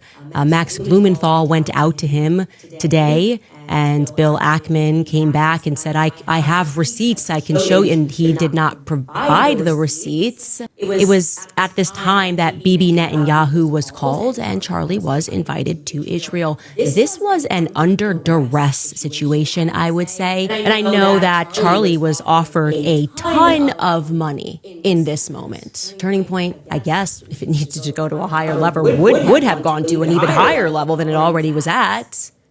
And I know for a fact that Charlie denied that funding. That Charlie denied, and what Bibi did include there, he declined to go to Israel for, I would describe this as like, re-education camp. We've seen it. You made an uh-oh, but we can help you. Another person that was there, and I am not surprised this person was there if you've been listening to my show, Seth Dillon. I said, any comment on this one, Seth? So anyway, she just goes into how, she tried to pry this out of them and they wouldn't answer and there's no answer. And then on top of that, they have proof that he was offered $150 million by Israel to be more pro-Israel. That's what I heard, bro. And it's not just what you heard, it's the truth. And they have proof of it. Yeah. Nick Fuentes came out and talked about it. Candace talked about it. And then I don't know if you saw this yet, because this is pretty recent, but I saw this morning. So all these people are like coming at them and saying, oh, this isn't true. He didn't platform these people, blah, blah, blah. So then Marjorie Taylor Greene comes out of nowhere. I don't know if you caught this today. I think this literally dropped today. I don't know I haven't seen anything today. Watch this. Studying for this. So Charlie sends Marjorie Taylor Greene this text, August 27th. You should speak at AIMFest. Would love. That's what I was talking about. Would you also want to do a debate about AIPAC? Yeah, I just mentioned Not that. with me, no pressure. Do whatever you want. And then she said. So then she posts this. I think this is the one. Oh no, I think it's this one. So she literally comes out with this tweet and she basically just breaks down like every single piece. Charlie Kirk is an American Christian. Charlie Kirk is a devoted, loving husband. Charlie Kirk is a Christian movement leader, a giant in American history. Charlie Kirk is a Christian martyr for Jesus Christ. Charlie Kirk is a free speech warrior, was committed to nonviolent debate. Do not allow foreign nation, foreign agents, and other religion tell you anything about Charlie Kirk. And I hope a foreign country and foreign agents and other religion doesn't take over Christian patriotic Turning Point USA. So, dude, what's crazy is all of these people, you know, that are coming after people like Candace and Tucker and everything. It's so funny because it's the exact same playbook. It's when everybody came after the doctors that were speaking out in COVID, right? They made them seem like they were crazy. They made them seem like they were extremists. They made them seem like they were the opposition. They were the evil ones. And honestly, what's insane is to watch the right come after these people. Like, dude, Candace Owens wasn't just someone that Charlie knew. They were best friends. Mm-hmm. She has more information on Charlie than anyone else probably right now in the world. Mm-hmm. And or other than his wife and his family, obviously. And then, and then Tucker, like, dude, whether you like Tucker or not, I don't think I've ever listened to a Tucker Carlson segment and not thought like, dude, this guy is just very grounded. Like, he's not extreme. He's just very grounded. He is very sarcastic, which I love about him. But he's also just very good about having conversations with people who typically don't have conversations with other people. And so it's just insane to me to watch people slander them. But so now let's break this down. So Charlie is offered $150 million.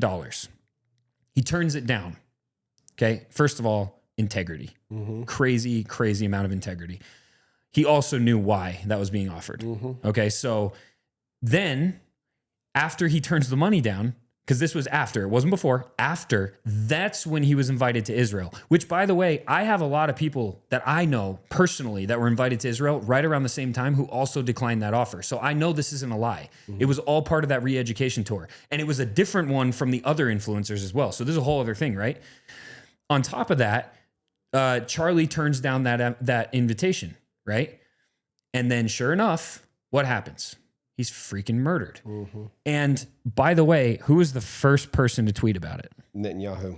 And what did Netanyahu say in his message? He said, what did he say? Charlie was supposed to visit Israel, but unfortunately that trip couldn't happen. And I think the Jerusalem Post was the first one to even post about it, right?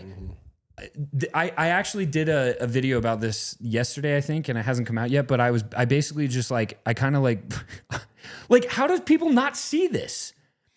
There's a country and a leader of a country who has arguably more influence in our country than any other country. Like, how many times has this guy addressed our nation? What other world leader is doing that? And then you have them covering the murder of a prominent political figure in America?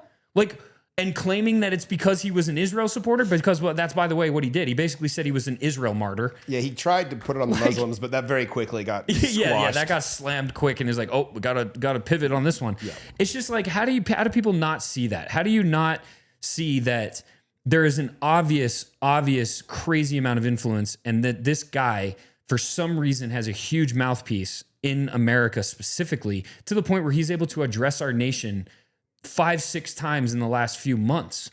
And it's just this whole thing where, okay, now let's talk about what's happened since. So since Ben Shapiro and the Daily Wire have now done the first Charlie Kirk show back. No, sorry, that was JD Vance. JD Vance did the first Charlie Kirk show back. And then it was Shapiro and the Daily Wire guys. And they donated $1 million to Turning Point. Now, here's the crazy thing about that, though. It was like a few months, I think it was in March, Ian Carroll was blowing the whistle on the fact that Daily Wire was like either close to filing or filed bankruptcy. I think they actually did file. I think they filed it because when Candace left, it was like she left a freaking firestorm.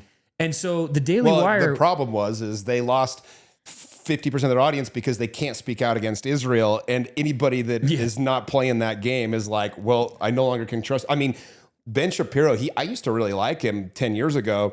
Same with Jordan Peterson. Like, I'm sorry, but all these guys Jordan flipped. Lost all their credibility. Dude, the only guy that's kept his credibility is Matt Walsh. He's like right there about to turn. He's so hard. No, it's like, it's funny to watch him because I actually really appreciate Matt Walsh's takes. I love Matt Walsh. And he's a strong Christian. Yeah. And so he sees the bullshit, but it's also his employer.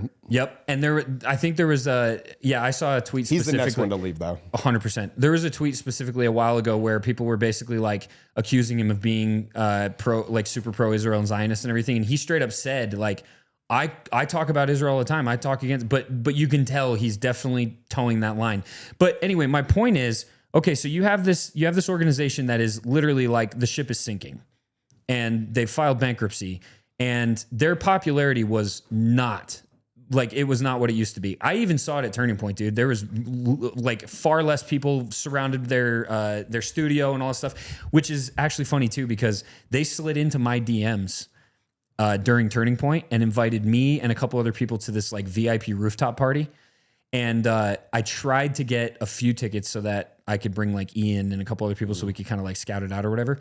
But anyway, I went to, it was right across the street from the big one that was happening with, oh my gosh, what's his name? Project Veritas guy. Anyway, I literally watched a video with him yesterday. Why can I not think of his freaking name, dude? I swear I'm getting old. That's one of the reasons why I don't speak out on these things all the time, though, is I'm not good with names and dates. It doesn't matter. I don't ever want to screw them up, so I would rather James O'Keefe. Yeah, thanks, James. So James O'Keefe was doing his party, and I was gonna go that. But anyway, I showed up to this thing just to kind of like see what it was all about or whatever. It was a cigar rooftop kind of thing, bro. It was the weirdest feeling like there was nobody talking to each other. They were all sitting separately. It was super weird, just like very culty. And anyway, what I'm getting at is now all of a sudden these guys, so Ben Shapiro announced his college campus tour. They take over they do the Charlie Kirk show and they donate $1 million to Turning Point when they were filing bankruptcy in March. Yeah, we know they're bankrolled from Israel, which is all of our tax dollars. Well, so my question is, did the $150 million go to Daily Wire? Well, look, regardless if it was 150 million, we know that the only thing propping them up is they're, bought for. Yeah. And then, and so then you also see, I literally saw it this morning. One of the influencers has talked about it a couple of times now, Cam Higbee, and he was the one that posed in the tank, did the video at the Gaza aid site and everything. Him and this other guy that went to Israel, they're already on college campuses, all talking about pro-Israel, talking about Hamas and the danger of Hamas. And they were at Georgetown yesterday. And not only that, I just saw that he posted that they were put on the front page of Fox News. So I'm like, man, it sure pays off to go to Israel, doesn't it? Here's the thing, dude, is Israel thinks that they can just run the same playbook. But I mean, this is the one reason why I'm super disappointed that TikTok had to get sold, because, we know that the three organizations are. But dude, it was a Chinese spy. Right. Well, they let China keep the algorithm. But so long story short, they're going to start slowly changing the videos coming out against Israel, because that's where really this younger generation is getting their information. But something else will prop up, hopefully. I don't know. It's interesting. I mean, Israel has ran so many plays over so many decades to control the messaging. And that's the thing, is like, we live in a world now where you don't get to control the messaging. And that's why I'm hopeful. I know when Ian Carroll was on your podcast, which shout out, if you guys, my audience, listen to this, go give that a listen. Man. But he talked about this too, is like, this is the age of information. Like, they can't control the media. They can't control all of our voices. They can't control mine and your podcast right now. They're trying to buy up everything they can. Well, not only that, they're doing podcast tours, dude. But I don't think anybody will listen, though. I don't think the younger generation is going to just be like, oh, I guess we'll just go pro-Israel. No, they're not. But it's just funny to watch, because it's like, in what world does a literal war criminal go on the Full Send podcast and the PBD podcast? And then Officer Gatum did one too. By the way, I was so disappointed in Patrick Bet David. He's a shield too. And Portnoy, all these guys that I used to look up to, and you're like, oh, you're all shilling for the same people. And it's like, how many of these people are just, unfortunately compromised? Well, so here's one thing I wanted to touch on too, and I know you did as well, is, we talk a lot about the game that Israel runs. We talk a lot about the propaganda and everything. And it's like, I think it's really important that people are able to spot that propaganda, because if you don't understand their whole system for propaganda, it's hard to spot it. You know what I mean? I mean, now it's kind of more blatant. Like I literally just saw something yesterday where they have YouTube ads that are popping up now. I was a subscriber to There is Daily no Wire. starvation in Gaza. Okay. No, if you don't know, like, dude, my own mom came at me. I'm not joking. I believe it. It's the only message she sent me in a year. I believe it. But that is because of this propaganda thing, and we can chat about it. So like, first of all, I don't know if everybody saw or if you saw, but they just a $45 million deal with Google. Did you see that? Yeah. $45 million. So, you know, it's like, it's all out in the open, but this all goes back to something called Hasbara. And Hasbara is the literal PR campaign that started way back when, I believe it was in the 1950s or 60s, basically when Israel started to be portrayed as the aggressor in the media. They said, hey, we got to fix this. And so they brought in some of the world's like leading or the West leading minds when it came to reframing and marketing. They brought the dude that literally created Miller Lite, or not created Miller Lite, but changed the idea that Miller Lite was a woman's beer. So they bring him in because he was a master of reframing things. And then they brought in Frank Luntz, who was I believe he was like a Fox News anchor or something. And he was also a super political commentator, but he was a genius when it came to manipulation and marketing. And so they created something called so it's a Luntz document, but it's part of the World Language Dictionary, I believe. I think it's called the World Language Dictionary. But anyway, in that, it outlines something called Hasbara. The literal definition of Hasbara is explanation. And the whole point of it was, we need to figure out a way so that we can explain our actions that are clearly wrong in a way where the West is going to, specifically the West, America, no one else matters. It wasn't about Israel. It was all about how do we reframe this so that the West will believe that we are the victims and we are defending ourselves. It's the literal playbook. This is not fake. Look it up. I brought it up right here, and I can even just read it for you guys so that you don't, you know, it talks about how it's all about their public relations and strategic communication strategy. But it is everything from government institutions, military and diplomatic channels, media campaigns, digital outreach. So everything, right? And now they have started to realize that their Hasbara, the old traditional Hasbara, is not working because that's boomers. So like you said, the younger generation is starting to wake up. So it makes complete sense. The reason why I'm explaining this is because that is why Netanyahu is going on podcast tours. Guys, the presidency was literally won by podcasts this year, this term. Like that's what won the presidency. The Joe Rogan podcast, all the podcasts that he went on, that won the presidency. I don't care. Like you can't convince me otherwise. The one gift that came out of COVID, well, so many gifts that came out of COVID, but one of the biggest ones was that people knew we can no longer trust the media. And so media I think they have like a 12% of people trust the mainstream media now. And so podcasts is like the only place people go to for information now. It's like people listening to this podcast are going to trust you and I a lot more than they would with CNN or MSNBC, as they should. And we can also Google, and you know, AI gives all this. It's funny, every single thing we're talking about, you keep pulling it up on AI and it's word for word what we've been talking about. Literally. Basically, it's none of this.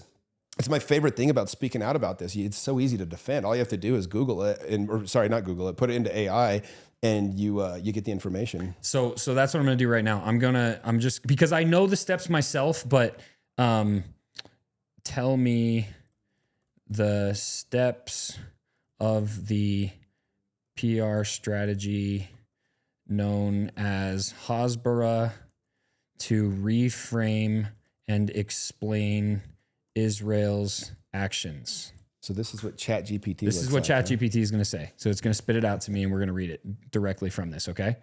So it says, what is Hasbara? Hasbara is Israel's public diplomacy communication strategy. It's about shaping narratives, managing perceptions abroad and at home. No, it's not, just abroad.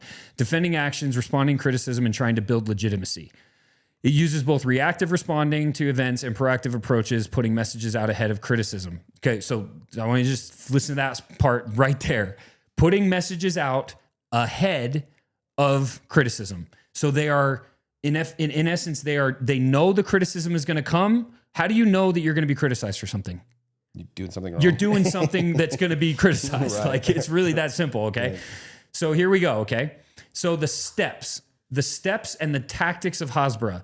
Step number 1, framing and narrative early. Define how the story or event is seen from the start. Use messaging that emphasizes security, threat, victimhood, and justification. 2, rapid response.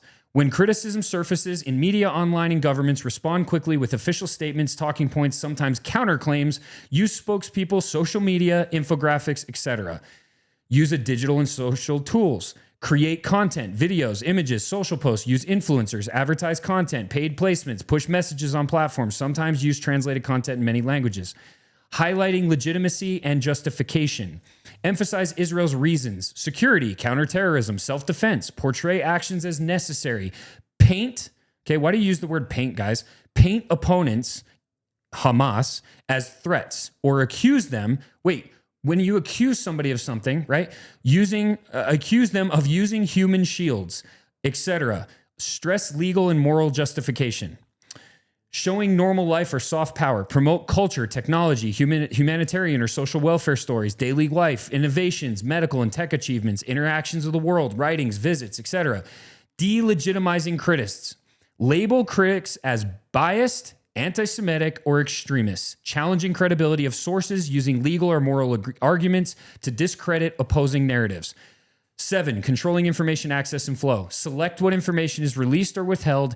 Embed journalists under controlled conditions. Debrief, condition reporting. Use censorship or restriction of media and footage. Possibly also influence how algorithms rank content.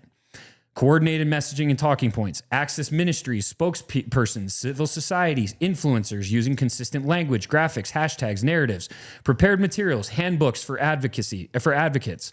Paid campaigns, use advertising slots, paid for placement, using search engine ads, sponsor content, etc. 10, cultural diplomacy visits. Inviting influencers, journalists, academics, or others to visit Israel, using them as conduits, using cultural exports, films, music, and arts. It's wild. So I literally just put that in ChatGPT. Okay. Did I do anything else? No. I literally typed it in word for word. I want you guys all to think about the last 6-7 months. How many times has Netanyahu said the word human shield? How many times have our spokespeople said human shields? Literally the last statement, the last statement that just came out, I think I have it on here actually. Let me see if I have this, because if I have it, it'll be, I think this is it. Yeah, this is totally it. You ready for this? Listen to this, guys. I want you, after everything I just said, I want you to listen to this and just pay attention. Israel's decision to act against the Hamas terrorist leadership. So, by the way, this is just to give you guys context. This is Netanyahu and Marco Rubio basically speaking on the fact that they just bombed Doha, Qatar, which, by the way, is one of our greatest allies. And our biggest military base, Al Udeid, is located in Qatar, in Doha. It has forward CENTCOM and KAOK. Anyway. Israel's decision to act against the Hamas terrorist leadership in Qatar was a wholly independent decision by Israel. It was a decision taken by me and our top security Did you see this? Chiefs. Yeah, you start bombing Qatar. Conducted by us, and we assume full responsibility for it, because we believe so that part right there, right? Not be given a haven, and the people who planned the worst massacre. That's the reframing of the Jewish people justification and reframing. Cannot have immunity. So we did it on our own. Period.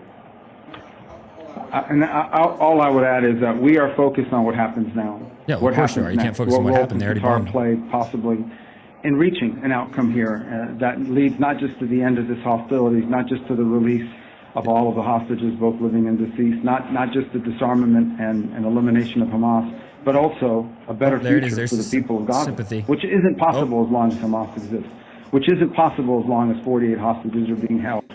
And so we're going to continue to encourage Qatar to play a constructive role in that regard. We're focused on what has happened. These fundamentals still remain. Here it comes. There was still Hamas, there was still 48 hostages, and there's still a war going on. And all these things standing in the way of a better future for the people of Gaza and a peaceful end to what what's happening now. So we're going to remain focused on what we can do next. Dude, the thing that Relationships with our Gulf allies, we work very closely with them on a number of things. We've been engaged with them. We've been engaged with them consistently before what happened and after what happened. And ultimately, the point we will make to everybody is that some fundamentals still remain. the frustrating part is they literally Of what has occurred. The reality of it is we still have 48 hostages. We still have a Hamas that is not only holding 48 hostages, they're holding Gaza hostage and they're using civilians as human shields. There's still a dangerous element and as long as they exist. So anyway, no, just the amount of just one the small amount example of gaslighting that they give. Dude, well, it's like that's if you what look up Hasbara is. I know. It's like the blueprint for how to gaslight effectively. And so if you just go back and you watch any of go watch any of the interviews that Netanyahu has done, any of them, and pull up that list, like go do it yourself and literally pull up that list of 9 steps and just listen to everything he says. You can literally pull out the steps as he goes down. And that's what it is. And the only reason that you need a sophisticated PR campaign like that, because what is the whole purpose of public relations? What is the whole strategy of public relations? The more you say something, the more something is repeated, the more it becomes truth, right? They have been doing this for decades. Hasbara was created over 60 or 70 years ago. And it has been used over and over and over and over. Every single time these people bomb Gaza, every single time there's a war, every single time there's a conflict, this is what has been used across the media on Fox News and everything else. So when we talk about our boomer parents, this is why they believe what they believe, because they have been completely propagandized by Hasbara. And now what's happening is people are starting to wake up to it because they've used it on us so much. Well, and it's just, I think before there was so limited media that they could hide the truth. They could tell us what was happening and we kind of believed it. Now it's like, no, I can see that that's not what's happening. I can actually see that you're gaslighting me. I can see that you're lying about this. And so it doesn't work anymore. Right. And that's, the gift of the modern world that we live in is that they can't control all the media. And so these messages are good. I had a lady last night messaged me on Instagram. And again, I get these messages every day now, but she's like, oh my gosh, is this what you were talking about starting a year ago? And I said, yeah, that's kind of the thing. And she said, I feel so stupid. I never saw it till now. And I was like, no, you got to understand. You're not stupid. The machine that was working against you is brilliant. Correct. And 80% of people didn't see it that were, now if you weren't pre-programmed for years and years and years like all of us, the younger generation, they just didn't have the programming against them long enough. So they're able to see it super quick. But all of us that grew up, I went to Israel 8 or 9 years ago, and it was in my top 6 or 7 favorite countries I'd ever visited at the time, because I just thought to myself, like, oh, this is the most peaceful place. This is our best friend. This is our ally. Like, I was giving those talking points to other people. That is still a message that they put out. I know. Every single day. Worst best friend ever. Can we just talk about something though for a minute here? Every single Christian church, every single one of them has now been leveled in Gaza and Gaza City now too. All of them, they're gone. So this is not only our greatest ally, but this is also like Christians' greatest ally. What are we talking about here? It is insane to me how people can't see this. This is what, this is where I just get freaking fired up, because I'm like, okay, what these people are trying, let's talk about the pro-Zionists and the people that are arguing in favor of Israel. So let me get this straight. Because the argument is always that it's propaganda. It's always Hamas propaganda. It's it's never legitimizing anything. Because again, according to Hasbara, you have to delegitimize everything, right? So let's just go off that for a second. So what you're telling me, let me just get this straight, Mr. Zionist. What you're telling me is that every single humanitarian organization, every single journalist, which by the way, all of them are basically dead that were there, every single influencer, every single world leader, the UN, every single news outlet, everyone is lying but Israel and the United States, the two that have to gain the most from what's going on right now over there. Like, I thought we were smarter than this. I thought people genuinely and generally understood that when there's a party that stands to gain from something that is obviously not a good act, that all of the people shouting against it are probably the ones that are closer to being on the good side, right? Like, well, it's crazy. We're trained to just think certain things. It's really, we want to find evidence for what we already believe. Like our brain is searching to just make sense of this world. We want to confirm our bias. Correct. Yeah. And so unfortunately, it's much easier to believe what you want or what you've thought is truth than to see it.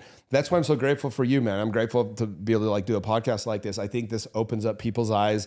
I know anybody listen to this, there will be thousands of people that end up going, okay, maybe I need to dig a little bit deeper now. Maybe I need to re-question a few of these ideas. And I'm just grateful that I don't know why, I'm just this contrarian dude. Like my mind just, I value, I have a high sense of like the truth matters. And I am a very curious human. And I also just hate like anything that feels like it's taking advantage of me. And so like, I'm just a searcher of truth, and for better or worse, man, I'm glad I'm on this side of it. I'm so glad I took the red pill, because as much as it, like, I miss that world that I grew up loving. Yeah. I miss, the America that I grew up thinking was always the good guys. And, whether there's, again, it doesn't even matter, but I'm grateful to kind of know, because I think if we can wake up enough people, we can take the country back. I believe so too. And I will say this too. Like, I think, it's tough, because I always try my best to like explain it from a place of like, I know that there's nuance in everything. I truly believe that. And anytime I've gotten a conversation with people who disagree with me, like there's a way to see that nuance, right? So I just want to talk about this for a minute. Let's talk about the conflict itself. Okay. Because I think a lot of people really don't understand what's going on. And there's so much that's, they're being told on one hand that it's propaganda and there's all Hamas and there's these scary terrorists and the Palestinians are harboring them and everything. And then there's Israel that's just defending themselves and they're doing the best that they can and they're our allies and blah, blah, blah. You just need to understand that this, is there propaganda on the Palestinian side? Absolutely, 100%. I've seen it myself. Are they staging things where it makes it look like somebody got bombed? Yes. Are they staging things where it looks like there's a bunch of people reaching out for food? Yes. But is all of it propaganda? No. You can't create a situation where hundreds of thousands of people are running frantically, holding pots and pans to an aid site. That's like, you can't create that. That's not, and that's why. So going back to this whole Hasbara thing, one of the main quotes that came out of the, it's called the Global Language Dictionary. That's what it's called. One of the main quotes that came out of there was from an Israeli official. They said, "In the war of pictures, we lose." So think about what that means, right? We can't beat the pictures and videos because you can't deny it. You can't deny that there's people that are starving. And in the history of conflicts, in any conflict ever on this earth, when has there ever been one where 90% of the land has been destroyed, 50% of the kids have been murdered, and 70% of the population is starving? That's a genocide, okay? If you go by the literal definition of genocide, there's a lot of people out there that are on the pro-Zionist camp that will try to argue it and say, well, it's not an intentional genocide and everything. Like they're doing leaflets and everything like that. And like they try their best to not, kill civilians. It's like, okay, I actually heard this explanation somewhere else and I loved it. And they basically said, that's not the point of genocide, right? The whole argument, if you remember a few weeks back, there was a big push against there being a genocide. And one of the biggest arguments that was being presented was basically like, if there is a genocide, then they suck at it because, they could have just bombed them and got rid of them all at once and they haven't. So like, they're obviously not committing a genocide. And it's like, no. See, that's the fallacy. And that is what all of these people that try to argue these points always do. They always create these impossible scenarios for people to argue with. But this one's actually really easy because a genocide is not meant to just wipe people out quickly. It's not meant to murder people quickly and make it quick and painless. A genocide throughout history, anytime a genocide has been committed, it's the cruelty of the genocide that makes it the genocide, right? It's the Nazis freaking making Jews run naked to an electric fence, having them get shocked and then shooting them dead and calling it them trying to escape, right? It's honestly, it's things like Israel dropping leaflets in an area and saying, hey, we're about to bomb the shit out of you. Get out, when they know they're blockaded. There's nowhere to go. Yeah. It's the cruelty that is the whole point of genocide. It throughout all history, throughout the World War II, throughout, like, there's the Japanese genocides. There's all these different situations. The African genocide, dude, like they literally infected these people with HIV, right? That's not going to kill you quickly. The whole point is to eradicate a people, an entire population, over time in the cruelest way possible. And that is what is happening. And if you can't see that, then either you are lying to yourself or you, I'm sorry, are absolutely manipulated and captured by evil. Well, one of the reasons, I want to do this podcast, I want to speak out a little bit. It's like we hear about, the Holocaust and people say, why didn't anybody do anything? Well, guess what? We have a modern day Holocaust happening. And guess what? This is us doing something. Yep. Yeah. Not only that, but also, like, if you're one of those people that is defending this or saying, what's really ironic, dude? What's really ironic is all the people that are claiming that everything that's coming out about it being a genocide and a Holocaust is propaganda. Who would those people be back in the days of Germany? I know. Right? Those same people that tell us that we're just spreading propaganda and that there's no genocide happening, you're the same people that come at us for even questioning a tiny piece of the actual Holocaust. If you even question anything about that. Yeah, we don't even have to argue how many people died in the Holocaust. All we have to do is know that there's a modern day Holocaust going on today with Israel. That's what Dave Smith, that's how he dropped the mic on that. Yeah. That debate he did. Right. But it's so interesting how the hearts and the minds of people have just been completely manipulated, and it's not hard to see that. So if you consider everything that's happening over there, and then you consider the fact, because people will also say, well, why do you guys care? Like, if you're America first, then why do you care? Let me be very, very clear about something. I want to get completely out of the sandbox. While I believe that both sides are bad. Like, I don't think there's a good side and a bad side. We've talked about this. I don't think there's bad guys and good guys, especially in these conflicts. The only good guys are the freaking innocent civilians that are caught in the crossfire. And that's one of the reasons I'm speaking up, is because we should not be supporting with our tax dollars the ethnic cleansing of an entire population and the murder of children.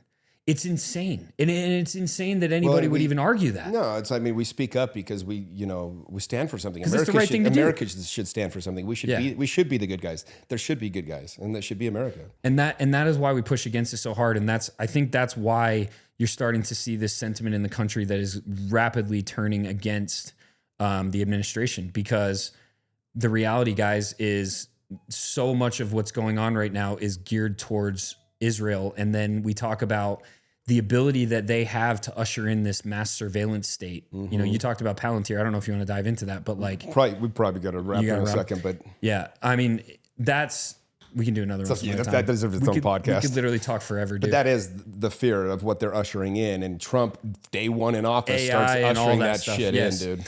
But anyway, I think the whole purpose of this, though, really, and I think we accomplished it. I think it's just understand that so much of what you've been told is not true, and so much of what actually exists you haven't been told. Mm-hmm.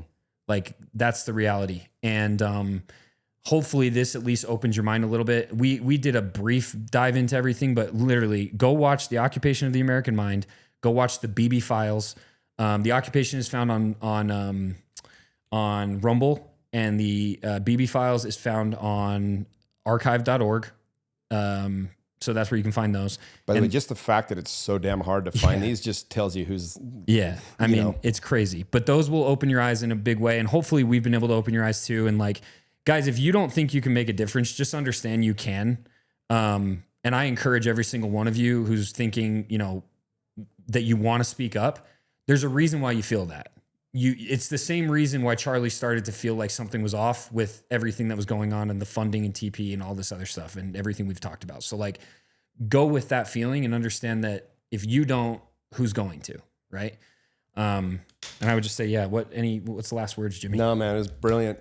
Thank you. This was fun, dude. I'm going to share this on my podcast as well. It deserves to get heard. Man. And Yeah, dude, this is, it's, you know, it's hopeful. Like for people listening to this, look, this has been happening, you know, since you were born, whoever's listening to this. Yep. The encouraging thing is like, it's coming into we're just knowing about it now, which means you can actually make a difference. So 100%. I'm excited, man. It'll be interesting to see what happens, but it's going to be a fascinating 5 to 10 years. Yeah, dude. And thanks for speaking up, and thanks for all that you do, man, for, you know, in your men's group and everything like that. Like I admire it. It's awesome, dude, because men need it. Appreciate it. Big time. Same, so man. Thanks, brother. Appreciate you. Thank you. Yeah. Thanks, dude. Oh, that was perfect. That was awesome. That was amazing. Yeah. I'm gonna show that on mine too. Oh, we could have gone another 4 hours. I got to date with my girlfriend, otherwise I'd be like, dude, I'm sorry. No. The part where I dove into Palestine, I kind of like, it was so sloppy, but dude, it is so hard to actually lay that out, because we're covering 20 hours of material in 2 hours. I didn't want to touch on everything. I made all the points I wanted to. Yeah. I felt like the way I said it came off pretty good. Yeah, you did. Yeah. I think it was...